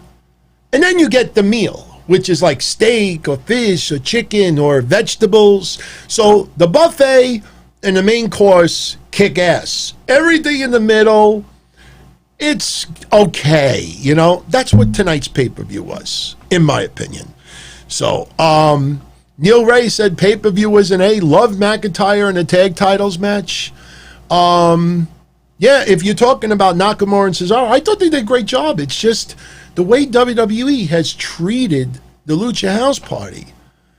You know, like, seriously. I want to get one of those panels and hit them and have Candy come out. You know, I mean, they have just not given them the respect. I personally think if you have one of them turn heel and break out, that's when that person will prosper. Whether it's Khalid or anybody, whoever turns heel and has a new attitude, you know, takes things seriously, no more, you know, like house party this. That's when you'll see the person finally get pushed the right way, in my opinion. Wad says Sleepy Joe is going to lose, bro. Look at that picture, man. I know we don't do politics on these shows, maybe on the Q&A, but that's funny, man. He looks like a frog. Trump the frog. Yeah, look, I think I'm a little concerned for Biden. You know, I don't know. We'll see what happens, but yeah, I put that again. So, look, I told you, Trump screwed my family over big time. You know, autograph photo is not enough. You raise my dad's taxes $5,000 because you take away deductions? Seriously. A lot of people think I'm this like crazy Trump supporter. I support our president. I look back and I say, you know what? Obama wasn't as bad as I always thought that he was. But I support our president. I'd rather see the country do good than him do bad. And unfortunately, a lot of you out there will admit that people, especially some politicians, would rather see the country do bad than him do good. And that's a problem. That's a problem, no matter who it is out there. So, did you notice The Rock endorsed Biden? I don't want to get politics right now, but I'll tell you something else. Take note, and this may change by tomorrow. Take note that nobody that I have seen on the WWE active roster has commented on what Rock has said. I know Drake Maverick's wife said something, but she's not, you know, on the roster. So, take note of that. Again, it's a little early, but take note of that. There's something to take note of. So, anyway, Bayley comes out, issues the open challenge. I'm on social media, seeing the reactions, and I see a lot of people out there, give Mickie James the match she should have had on the pay-per-view. No objection from me. Mish and I have talked about that already. Some people saying, Bianca Belair just did all that EST stuff. Let her be... You know, let her come out at 10 p.m. EST, Eastern Standard Time. Or no, that would have been like 8:30, 9 o'clock. But then I had this immediate thought. I think most of us thought Sasha Banks was showing up tonight, and she did. So as I'm thinking about this, and yes, I know some people are getting annoyed at that. So, but I just, one last time, I want to give much love to Jay Collis. One of my biggest supporters here, really does a lot for me. And thank you, my friend. Thank you, everybody. Seriously. And by the way, if you're enjoying the show, you know, if you want to hit the like button and give it a thumbs up, because, you know, again, I know, look, I watched so many keto videos over the weekend, diet, because I'm trying to find good bread that I can enjoy. And I found this company called Chumpies that has like pizza crust and bagels and stuff. You know what I had for dinner tonight? I had 2 Chumpies bagels, one with cream cheese, one with butter. When it was done, I was so cold. My blood sugar went like this. But not getting off topic, but when I watched all these videos to see if, you know, it's your blood sugar don't get screwed up and your ketosis don't get screwed up, every video at the end, hey everybody, if you could give it a thumbs up, if you like the channel, subscribe, and make sure you hit the bell for the reminders. And after a while, it got annoying. But people at least started explaining, like, you know, you give it a thumbs up, it becomes more available in other areas. Like when there's going to be a lot of people tonight looking for Clash of Champions reviews and recaps. And, you know, apparently, and you know what? You don't like the show? Then give it a thumbs down. Just react, because the more reaction, the more it becomes recommended elsewhere. So if you're enjoying the show, give it a thumbs up. If you don't like what I'm doing, give it a thumbs down. And again, subscribe, because I'm going to start banging out pre-recorded videos, doing some impromptu discussions. That's something that I haven't done in about 6 months that I'm going to start doing again. This way you're alerted immediately. So getting back, we now have Bayley issuing a challenge. And as everybody is thinking, Bianca Belair, Mickie James, whoever else, even Peyton Royce, somebody said, I thought, that's interesting. Then I started thinking to myself, okay, when I did predictions last Monday, and we talked about Nikki getting this title shot, got my family, I thought Sasha Banks was going to beat the crap out of Bayley, causing a DQ. So I thought maybe Alexa Bliss gets involved. There was going to be some type of fuckery to end that match unclean. It wasn't going to be a clean match. So as I'm watching people say Bianca Belair, Mickie James, and everyone else, I started thinking very quickly, you know what? That's not a good idea. Because how would social media have reacted if Bianca Belair gets that match and then it ends in a bullshit DQ, whether Sasha Banks causes it or Bayley causes it? How many people are going to get pissed off at Mickie James getting put in that match and it ends after 3 minutes, whether Bayley gets herself disqualified or Sasha Banks gets involved? So whoever was going to be in that match was going to get a bullshit finish. So who accepts the challenge tonight? This person. Once again, Asuka wrestling double duty. You know, somebody just said Melina. I wouldn't have even wanted Melina in there. Just think about that for a minute. Whoever would have been put in that match, it would have ended in a couple of minutes. It would have either been a DQ, Bayley causing herself to be disqualified, which ended up being happening tonight, or Sasha Banks would have showed up and started wailing on Bayley. Some people thought Sasha Banks was going to help Bayley win tonight because Sasha wants that belt. So as much as I would have liked to have seen someone else take on Bayley tonight, the fact that it's Asuka, she retained her title. Bayley gets herself disqualified. No big deal. Anyone else that would have been put in that match, you would have, you know this, you would have had social media saying, they put Mickie James, look what they just did to Mickie James. 3-minute bullshit match, and she can't even get she can't even get a good match. Had to end in a 3-minute disqualification. Anybody, Bianca Belair, look, they put her on the pay-per-view, and look what they gave her, 3 minutes of bullshit. That's what you would have read all night tonight. So Asuka is the MVP of Raw. Asuka is the most talented woman on that roster. So, yeah, it didn't really make much sense because we knew Asuka wasn't winning that belt, but it was a way to go from the match tonight to Sasha and Bayley. Because you know, like I said last week, I couldn't even understand why Nikki Cross is getting this shot. Because remember last week when I said they're doing the scenic route again, that Nikki Cross is the pit stop? Remember I said last week, you know, they're stopping in the middle of the road to go pee? The pit stop, you know, take a piss and then get back on your journey? That's what Nikki Cross was last week. Just like what Tamina was a while back, just like some of the other matches. This was all just, you know, stops on the road to Bayley versus Sasha Banks. And that's what was going to happen tonight, whether you liked it or not. Now, after Bayley gets herself disqualified, this person shows up.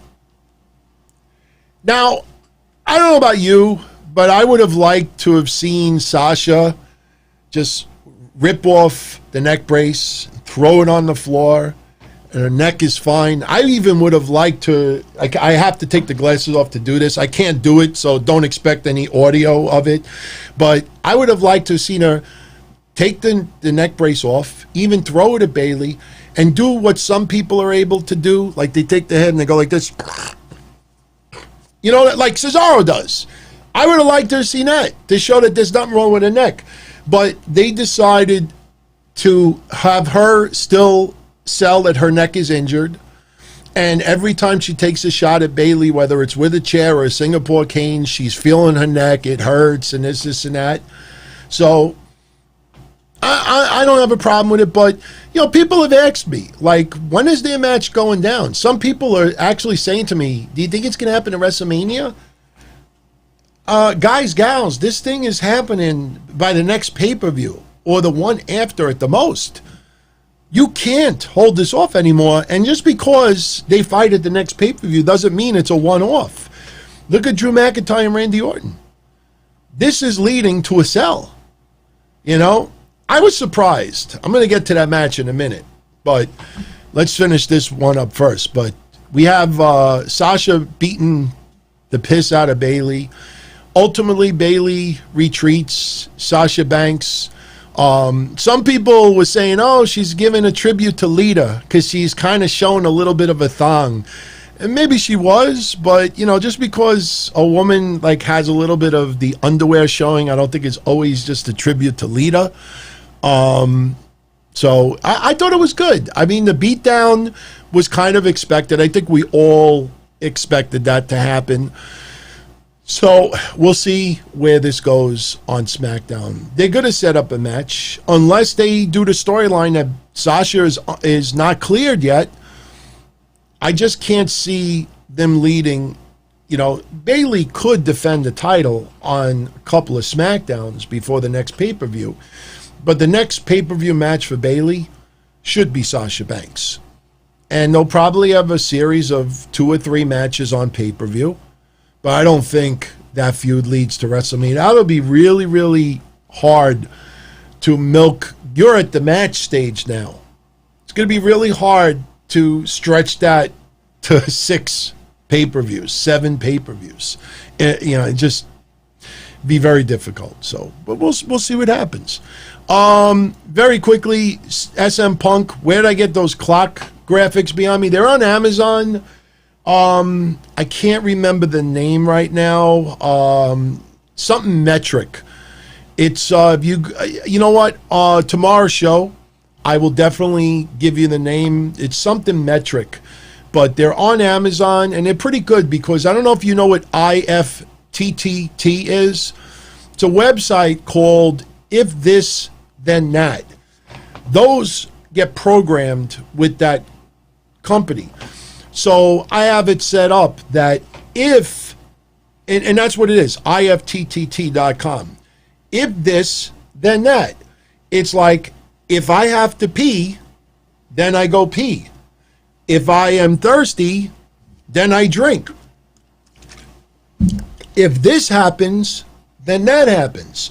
So if I have a program, if a super chat comes in, then YouTube tells the IFTTT website to tell these 2 things, to send a thank you, an alert, and before it was actually posting the messages too, but for some reason that stopped.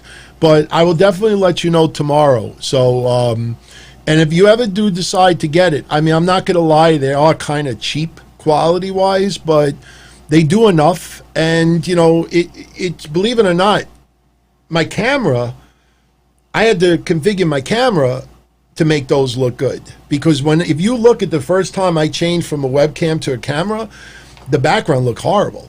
If you notice tonight, I have the lights in the background much darker because I did that Q&A video earlier, that 3-minute video, and I got like 5 DMs within an hour of people saying to me, dude, keep the background darker. You know, like, if everything is all the same brightness, it looks kind of shangada. So it allows those to stand out a little bit more. So anyway, so getting back to the pay-per-view, because we're going to wrap this up. We're at the 1 hour, 40-minute mark. We'll be done before the 2-hour mark. So we only have really 2 matches left to talk about. So now we have the ambulance match. Let's pull this back up. And let's get this out. And there we go.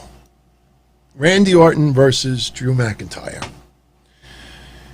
There was no doubt in my mind Drew McIntyre was retaining. I will be totally honest with you. I was shocked. Shocked. And do a Twitter search. You'll see what I'm talking about. I'm not exaggerating. I was shocked of how many podcasters and how many bloggers, journalists that were ripping apart that, and this was the thing I kept reading in different words. Drew McIntyre needed 4 people to win tonight. Well, 3, technically. Needed 3 other people in order to win tonight. I did not see that at all. Now, I'm not going to lie to you. When the match started and we got here, remember I said there was 2 polls tonight I was doing tonight? Here's the second poll. The match starts brawling a little bit, and we get a cameo by, I screwed it up. There we go. There we go. We get a cameo by a hairless Big Show. I don't know. I mean, he looks like he's in unbelievable shape. Good for him. But we get an appearance by hairless Big Show, chokeslam through the announcer's table, very physical. And it didn't hit me until about a minute later. Some of you may have seen a poll that I posted on Twitter. I had it up for about 10 seconds. No joke. I had it up for about 10 seconds. And then I was like, stu nuts. Then I figured it out. The original poll that I had put up tonight is, when I saw that, somebody just making a cameo, getting involved in a Randy Orton gimmick match, when I saw that, my immediate flashback was, did any of you also have a flashback of somebody making a cameo during a Randy Orton gimmick match out of nowhere that was kind of Shangada? Anybody? I immediately thought of Punjabi prison match when it was Jinder Mahals versus Randy Orton. And for some reason, Great Khali just happened to be in the neighborhood. Oh, we'll have Great Khali interfere in that match. Never to be seen ever again. And I originally posted a poll tonight. Which cameo sucked worse? Big Show tonight or Great Khali in the Punjabi prison match? I swear to God, about 10 seconds later, I'm like, stupid. You know why Big Show is on there tonight?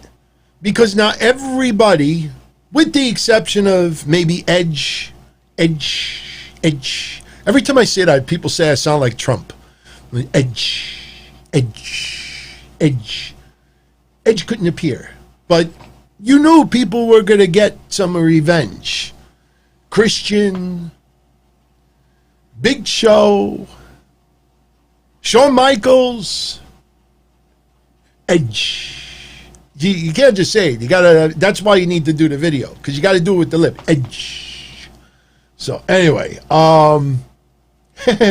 Neil says he's gonna make it rain when he gets a job, man. You know, good luck, my friend. Seriously.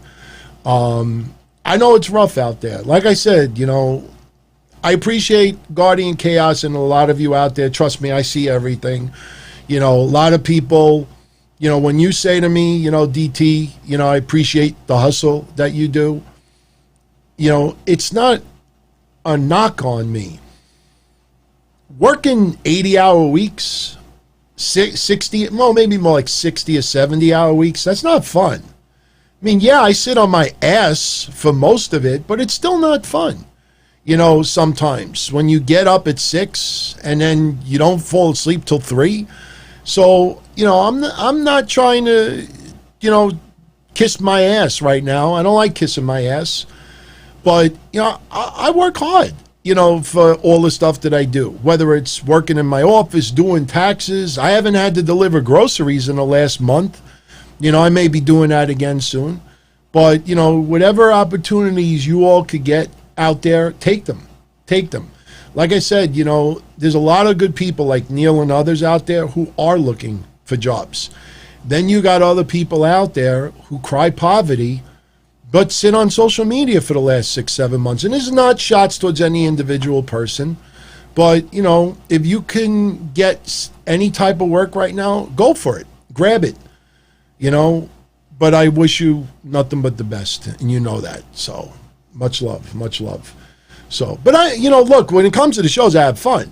But, you know, it's not healthy. Like I said, Thursday night, I kind of felt bad because I know this girl Trez is getting married in 2 weeks, and I wanted to wish her good luck and everything. But, man, I got home from work Thursday, and I was so sleepy. And I was like, I got no shows to do tonight.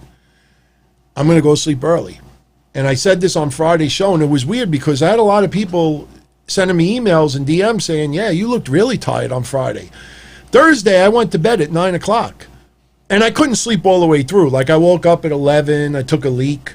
I went back to sleep at 1 o'clock. I got up. I watched a little news. I went back to sleep. I woke up at 4. I ended up sleeping off and on from like 9 p.m. until 6:30 the next morning. I'm not used to getting 8 hours of sleep.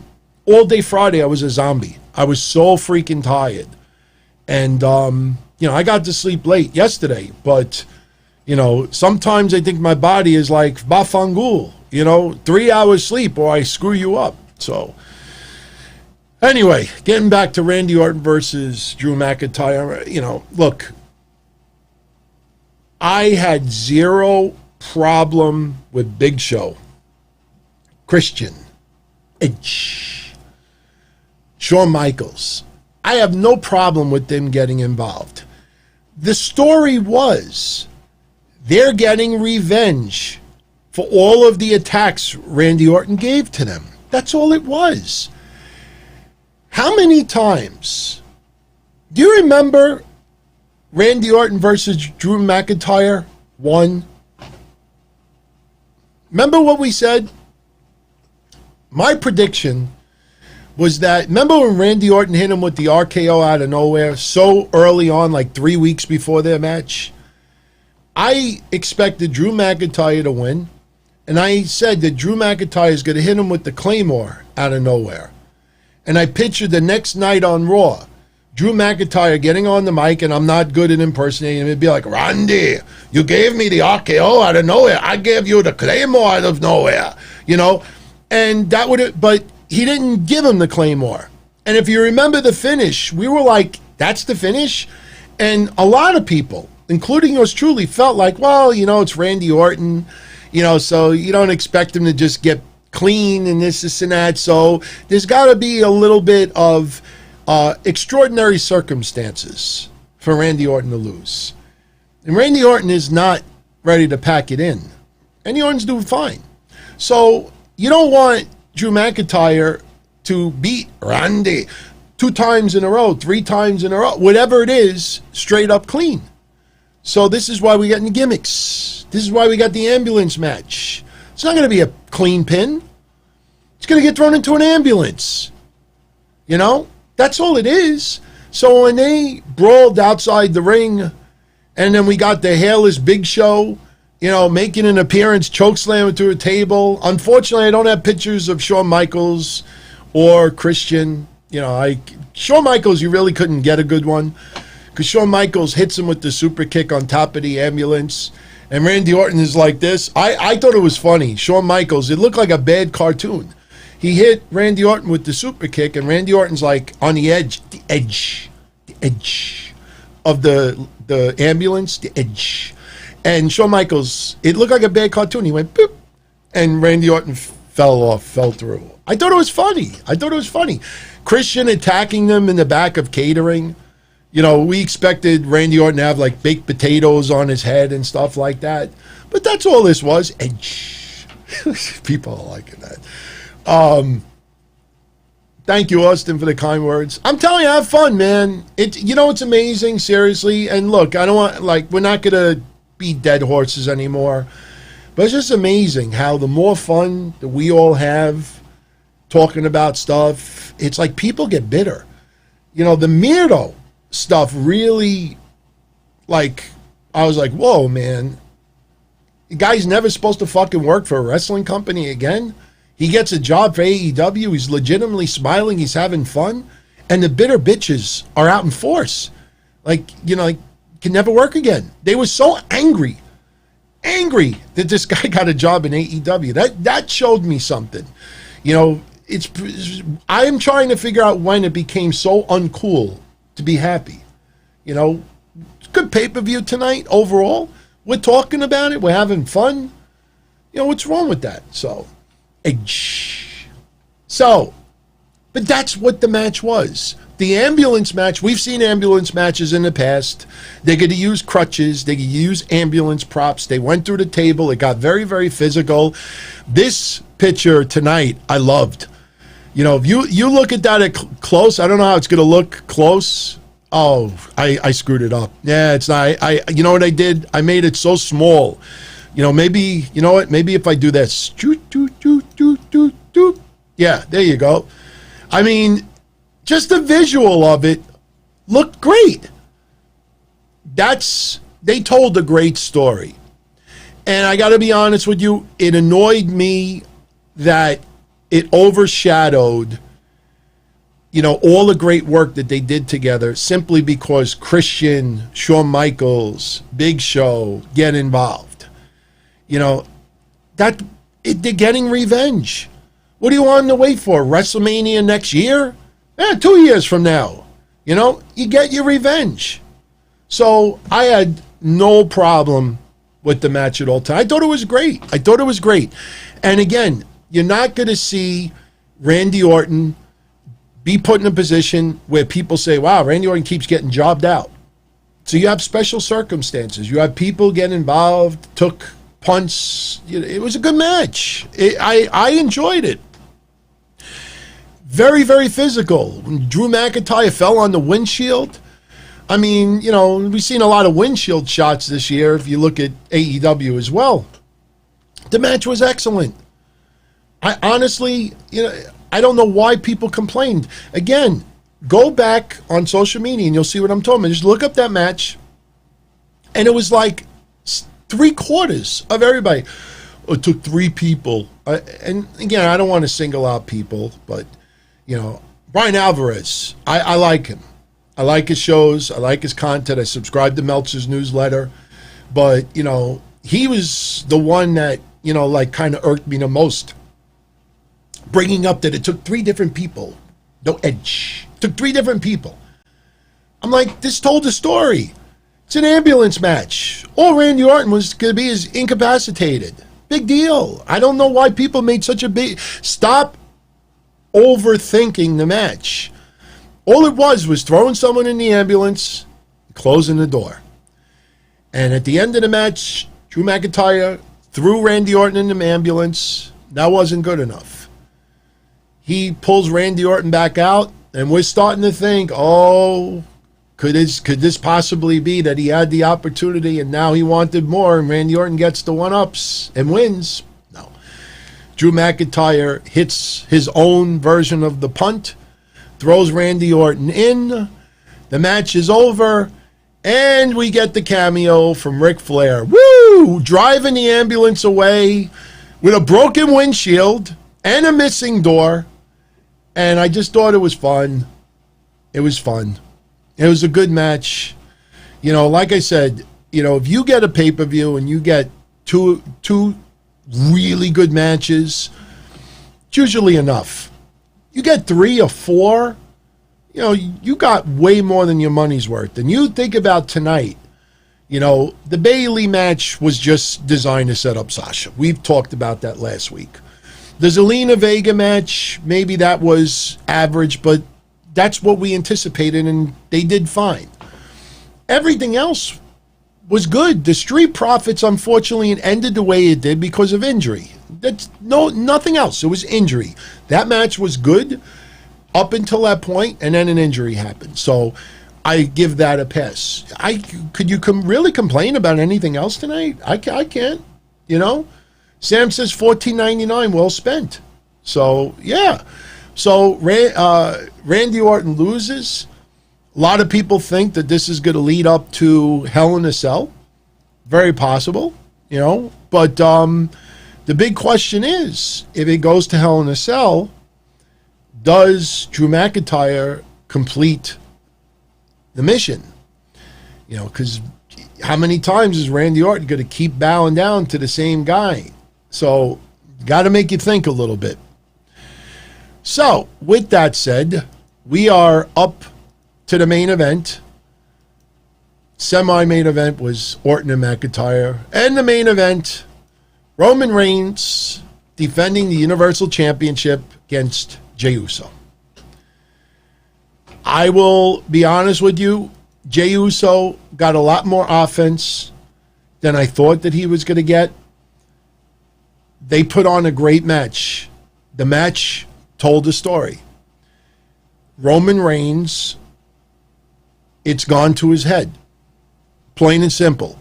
I mean, if there's any way, if there was two pictures to pretty much tell you the story of this match, it was this one with Roman Reigns just beating the balls out of Jey Uso. Jey Uso would get the upper hand and get some offense sometimes. Beautiful super kick.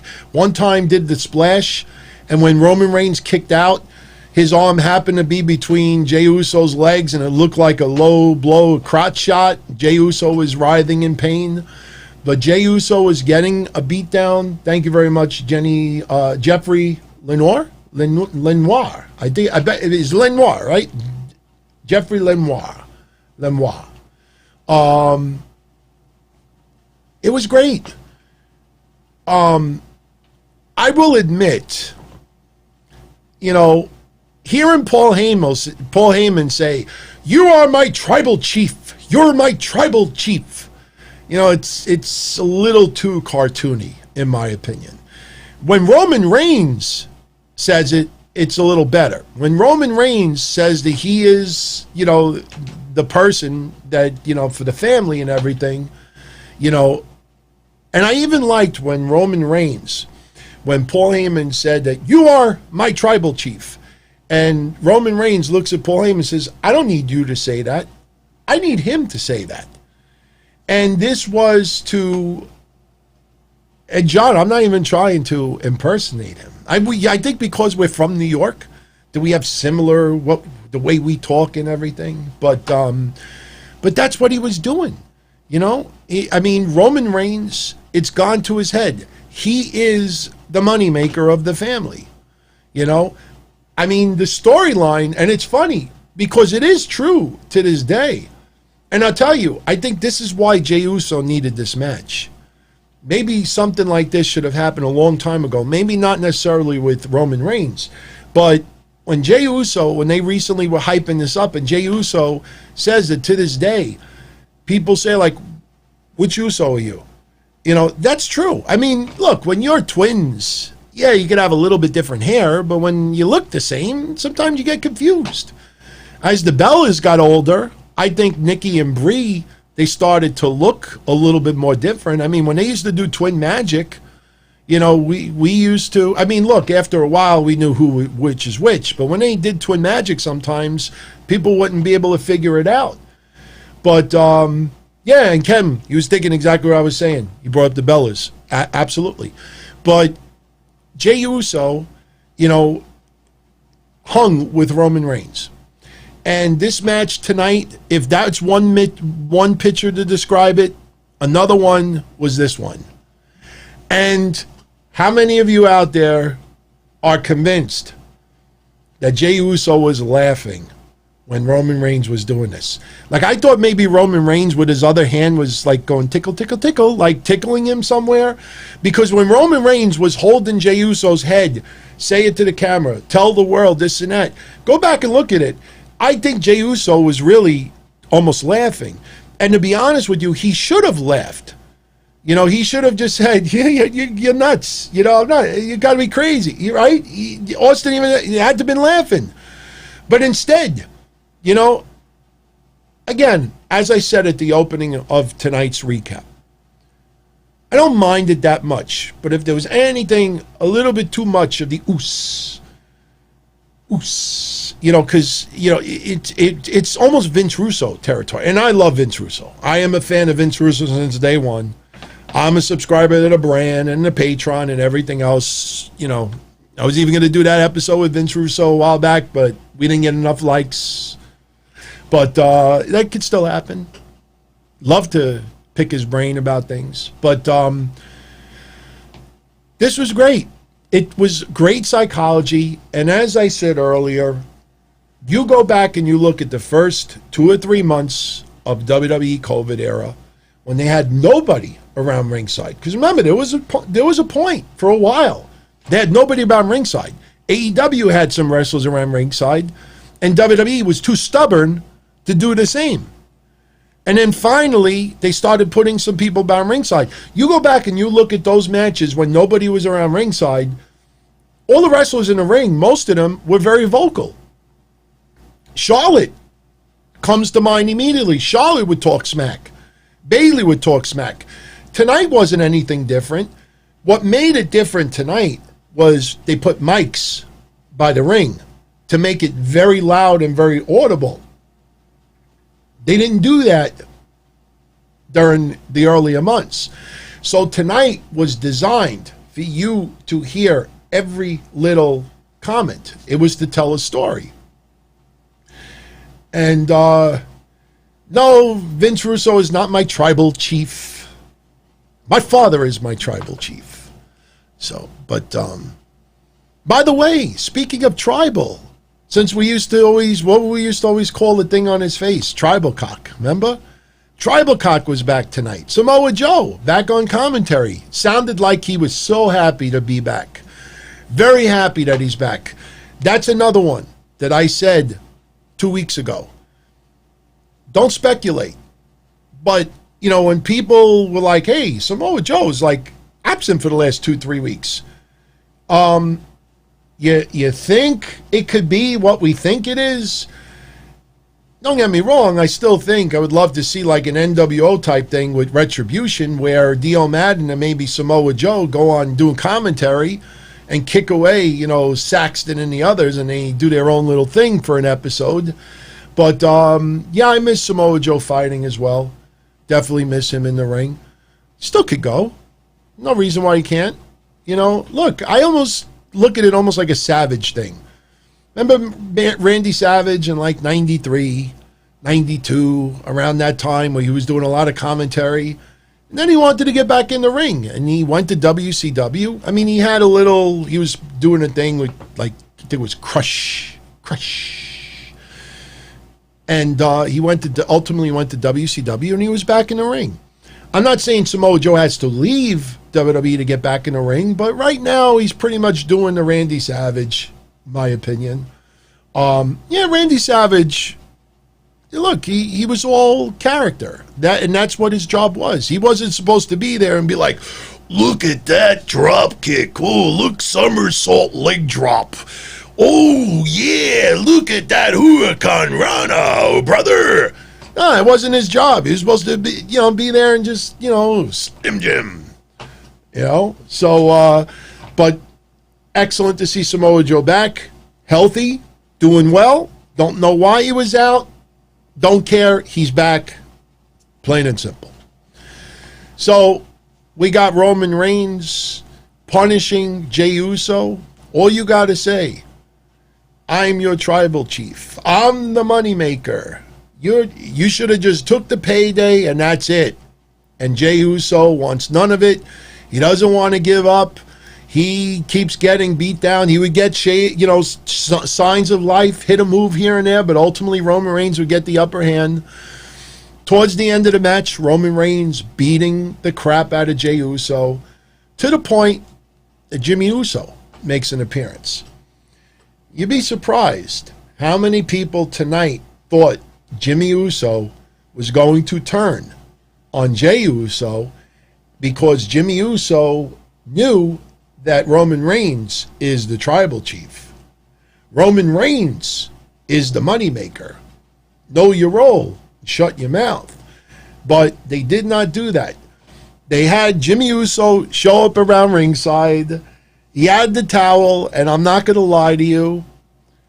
Remember I said how the hacker was reaching Emma territory?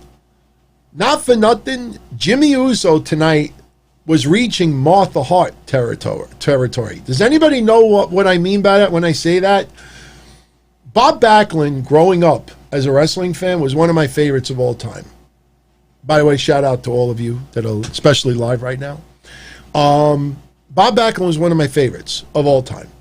Cut the worst promo in the history of pro wrestling, as far as for that many years. I mean, some people have cut horrendous promos that only lasted a cup of coffee, but like year after year after year. But that wasn't his strength. Met him a couple of times. Awesome. I still have the Backlund 2000 shirt. I'm going to wear it. I'm feeling, maybe I'll wear it tomorrow night. I'll see. It should fit. All my clothes are starting to get like really loose, so it should fit. But Backlund was one of my favorites. When he came back and turned heel, I loved it. Never expected it. He feuded with Bret Hart, and they did that I Quit match. And I go back and watch that match, and I laugh my ass off. I think Bret Hart had said it's one of his worst matches ever. The only thing that's wrong with that match is that Martha Hart, and nothing against her, you know, patriarch, her, Stu Hart, God rest his soul, but even when she was like in distress about, you know, like brother going against brother, she was like Jey Uso. She looks like she's smiling. Like Owen Hart is begging her, please throw in the towel, and she's like, I don't know what I should do. I don't know what I should do. I look like Christian. You know, but you never knew if she was in agony or smiling. But if you go back and you watch that match, Owen Hart is begging her for like 38 minutes. She's got the towel. Should I? And that's what it was getting in that territory tonight. Go back and look at it. Jimmy Uso for like 3 minutes. Jay, I'm going to throw it. Jay, I'm going to throw it. Don't you dare. I'm going to throw it. Don't you dare. I'm going to throw it. I got to do it. Oos. You got to, oos. I got to do it. Like 3 minutes. I'm having Martha Hart flashbacks. I'm not kidding. I really got a Martha Hart flashback. That's what it looked. It was a little bit too long today. It was a little bit too long. And in the end, he threw the towel in anyway. So, yeah, Owen was great. Owen was great. God rest his soul, too. Seriously. A lot of people from yesteryear no longer around. Hey, that's what happens. You know, 20, 30 years from now, we're going to be saying that about a lot of people that we enjoy today. You know, it's just, that's where it goes. Oh, but I'm around 20, 30 years from now. I don't know if I'll be doing this, but, you know, it is what it is. You get older and, you know, your favorites pass on in all forms. Movies, sports, you know. But, no, I didn't have Taz Lance Archer flashbacks because that was quick. That was fast, you know, and it was a submission move where Lance Archer could have gotten serious in. I'm not justifying. I thought it was stupid too. But when you have to post an explanation on Twitter 5 seconds after the match ended, you know something was done wrong. But Lance Archer, you look back on it, kind of makes sense. Taz thought his arm was going to break in half. Basically, Gay is just eating the mat and just laying there. And Jimmy's like, I'm going to throw it. I'm going to throw it. Don't you dare. I'm going to throw it. And this went on for like 3 minutes. Then Roman Reigns, boom, boom, boom, boom, boom. Wailing on Jey Uso. Jimmy Uso throws the towel in. And the match ended. And then Paul Heyman, you are my tribal cock. You are my tribal chief. And he takes beautiful.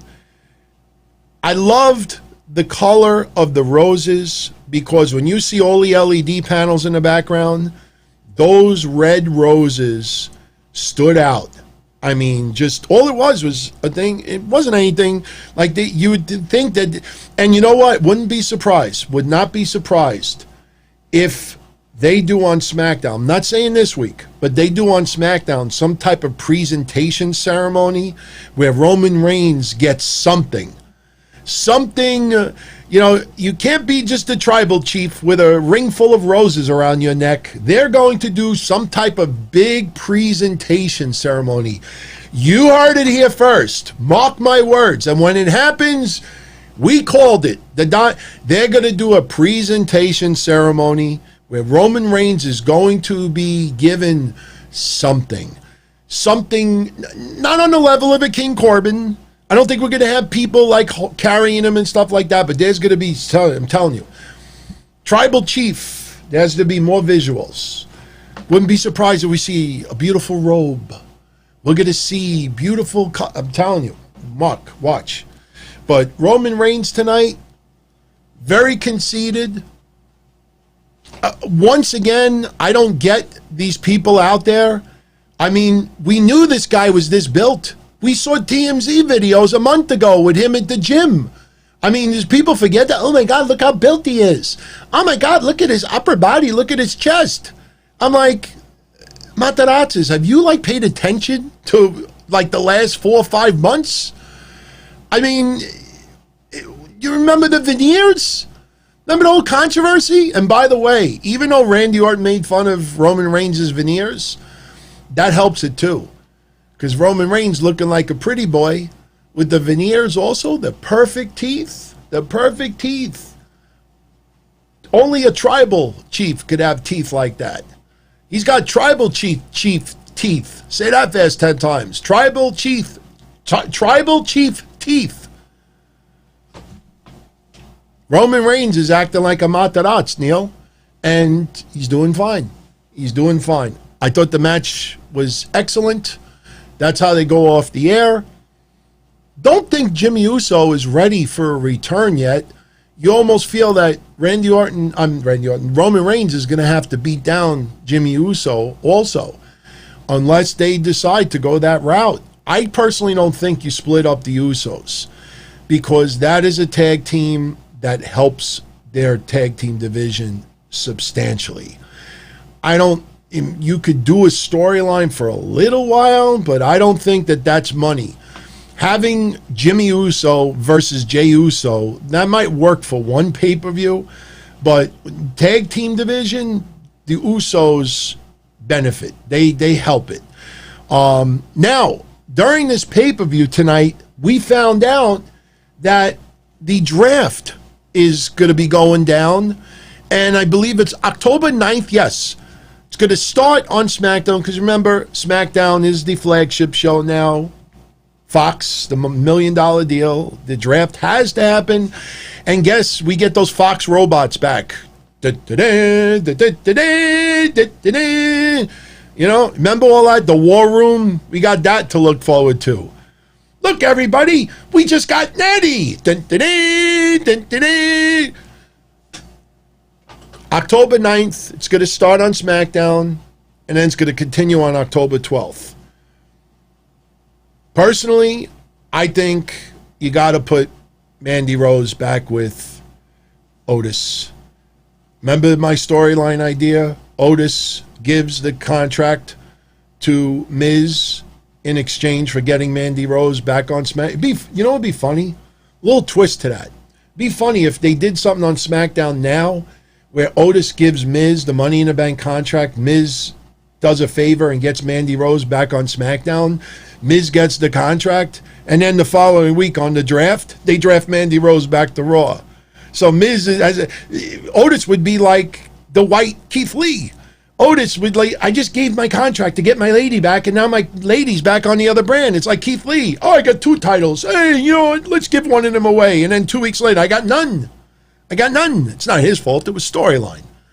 So, man, they can make Otis look like the biggest moron. You know, we'll see. But, so, we got that draft. So, this is going to be a busy couple of weeks. We got next week NXT TakeOver. The following week, we have the draft. In the middle of that, we have Chris Jericho's 30th anniversary celebration, 30 years of Jericho, which, look, it's more of a gimmick, but it is true. We do have 30 years of Jericho to celebrate. And then outside of wrestling, we got playoffs coming up in sports, baseball. We have the Biden-Trump debate, the first one. And it's going to be a very interesting next couple of weeks, inside the ring and outside the ring. So we'll see where it goes. But on a scale of 1 to 10, I give tonight's pay-per-view, for COVID era levels, I give tonight's pay-per-view an 8. The opening match was just arguably my favorite match of the year. Roman Reigns versus Jey Uso told as perfect of a story that it could. And it really sets the tone going for further. And remember what I said about Roman Reigns. You know, a lot of this is going to be kept in the family right now. So what better way to transition Roman Reigns? And, you know, I know a few of you tonight, you know, they had the opening of Clash of Champions, John Cena narrating it, which was fine. Then it was actually very good. And then during the night, they were talking about, I think, like children's cancer and awareness. And Roman Reigns was narrating that. And a few people were coming to me, and it's like, you know, this guy's turning heel, but he's narrating stuff. Roman Reigns is outside the ring. They're still going to do what they do. You know, I hate saying it like this, but bad guys can also be charitable. You know, I mean, when you had Don't Be a Bully, Be a Stir, I mean, you had a lot of heels that were doing that as well. So, no, I would not, you know, look, Roman Reigns, WWE isn't stupid. Roman Reigns, they know where their bread is buttered. And they know a lot of young fans look up to Roman Reigns. So, yeah, he's a heel, but you're going to also see little things here and there. They're not going to forget where his nucleus is. So, and if they do pretty much say, you know, full-blown heel, don't care how the kids feel about it, somebody has to be that replacement. Who that replacement is, you know, we'll see. Because, look, you can't start guessing it now because we have the draft in 2 weeks. So when the draft goes down, we have no idea what these rosters are going to look like. And who knows? You might have some people from NXT brought up on the main roster as well. So let's see what happens. And with that said, like I said, on a scale of 1 to 10, I give the pay-per-view a solid 8. My favorite match of the night, the ladder match. Not even a hesitation on that. Roman Reigns and Jey Uso might be a close second with Randy Orton and Drew McIntyre. You could flip-flop those, but my least favorite match of the night, wow, you know, it's really hard to say because the Street Profits versus Andrade and Angel Garza ended abruptly because of injury. You know, still, you know what? You know why I got to go with that match? Because Zelina, Vega, and Asuka pretty much did what I hoped they would do. And Zelina Vega did good. Wasn't going to tear the house down. Personally, you could have ended that match smooth. They could have ended it a lot of different ways. And they didn't need a referee botch to be the reason for the match to end the way it did. You know, again, that power move, I understand why the referee thought that was the finish, especially with Angel Garza getting injured the way he did. Corbin card destroying. I'll put the P.O. box up this week. I still got everybody's cards here.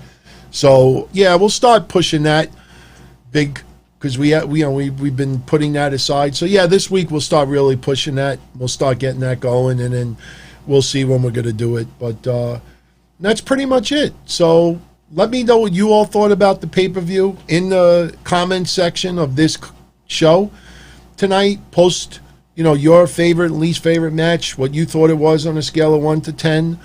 Agree with or disagree. Well, if you agree, that's cool. But if you disagree with anything that I've said tonight, please, you know, post it, speak out. And that's pretty much it. So Monday night after Raw, 11:05 p.m., I will be right back here. MISH will be joining me once again. So Monday night will be another edition of Breakfast Soup Raw. And who knows, that might end up being a permanent thing. Everybody is loving it. I love all the feedback. You know, even though MISH and I have unbelievable chemistry on our Patreon shows, it's a whole different type of show. Because Patreon, we get into so much non-wrestling talk. And we know in advance what we're going to talk about because our patrons pretty much set the foundation of what we're going to get into in the night. On Monday, you know, we have matches and news that transpires on the weekend. But, you know, a lot of it is spur of the moment discussion. Before the night starts, you don't even know half the stuff that you're going to see on TV. So, you know, Mish and I, as we go along on Mondays, it'll just get smoother and smoother. But, Sam, I think Mish, I had talked to him, you know, because he has started wrestling soup. You know, he's got his own, him and Joey Numbers are tearing it up. So I know Joey was under the weather today, so I don't know if they were doing a recap. But, you know, so, yeah. So, look, just because Mish and I are going to do stuff on Mondays doesn't mean that every show is always going to have, you know, somebody on with me. I definitely love bringing Mish on once in a while on Wednesdays because he is really strong on NWA and Impact Wrestling. He watches all the secondary shows, so we could have some nice discussion there.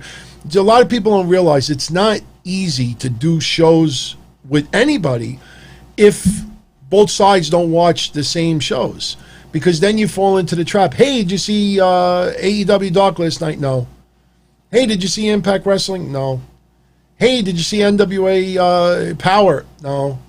Hey, did you see Smackdown? No.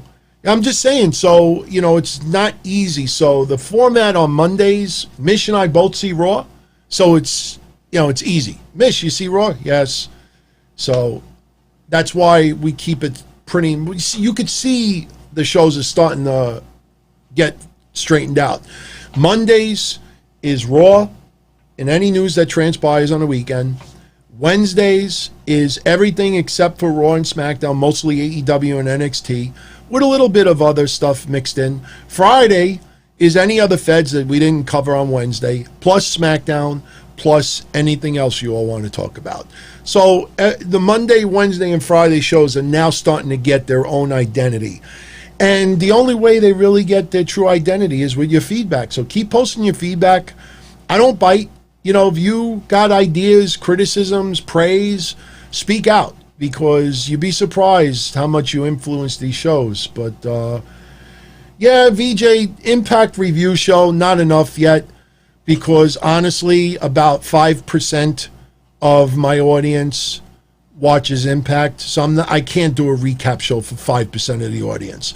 Once in a while, I throw polls out there, or, you know, I'll poll people on Patreon, you know, just so we get the same people voting. And, you know, when you get back that 95% of people don't watch a particular show, that's why I don't even do NWA Power recaps.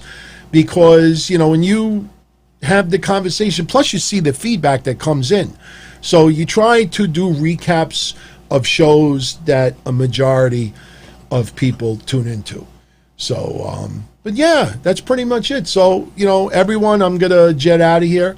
For those live, if you're looking to download this episode, I'll have it online in about 10 minutes. I don't have to edit anything since it's yours truly solo tonight. And if you're around Monday night, join Mish and I, 11:05 p.m., right after Raw. If you enjoyed tonight's episode, hit the like button, give it a thumbs up. If you didn't like the episode, give it a thumbs down. Subscribe. This way you're alerted whenever episodes are coming up, especially video uploads. And if you want to be part of that Q&A, I have that clip up. It's about a 3-minute video. You know, just watch the video, simple instructions, and post your Q&As there, and I'll get into them in about 2 weeks, October 11th. I think 7 p.m. I'll be doing it live.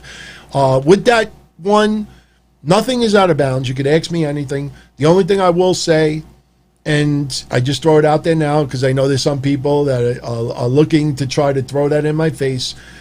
Trolling, if you're really good at trolling, like I might admire your effort for trolling, but I'm not going to address trolls. And anybody that wants to bring up past stuff with co-hosts, even going back to the Minority Report, they save it because it's not going to be discussed. And that's pretty much it. So everyone, have a great night. Let me know what you thought about Clash of Champions. And I'm out of here. Much love as always. I appreciate it. And I'll catch you all again Monday night after Raw. Ciao.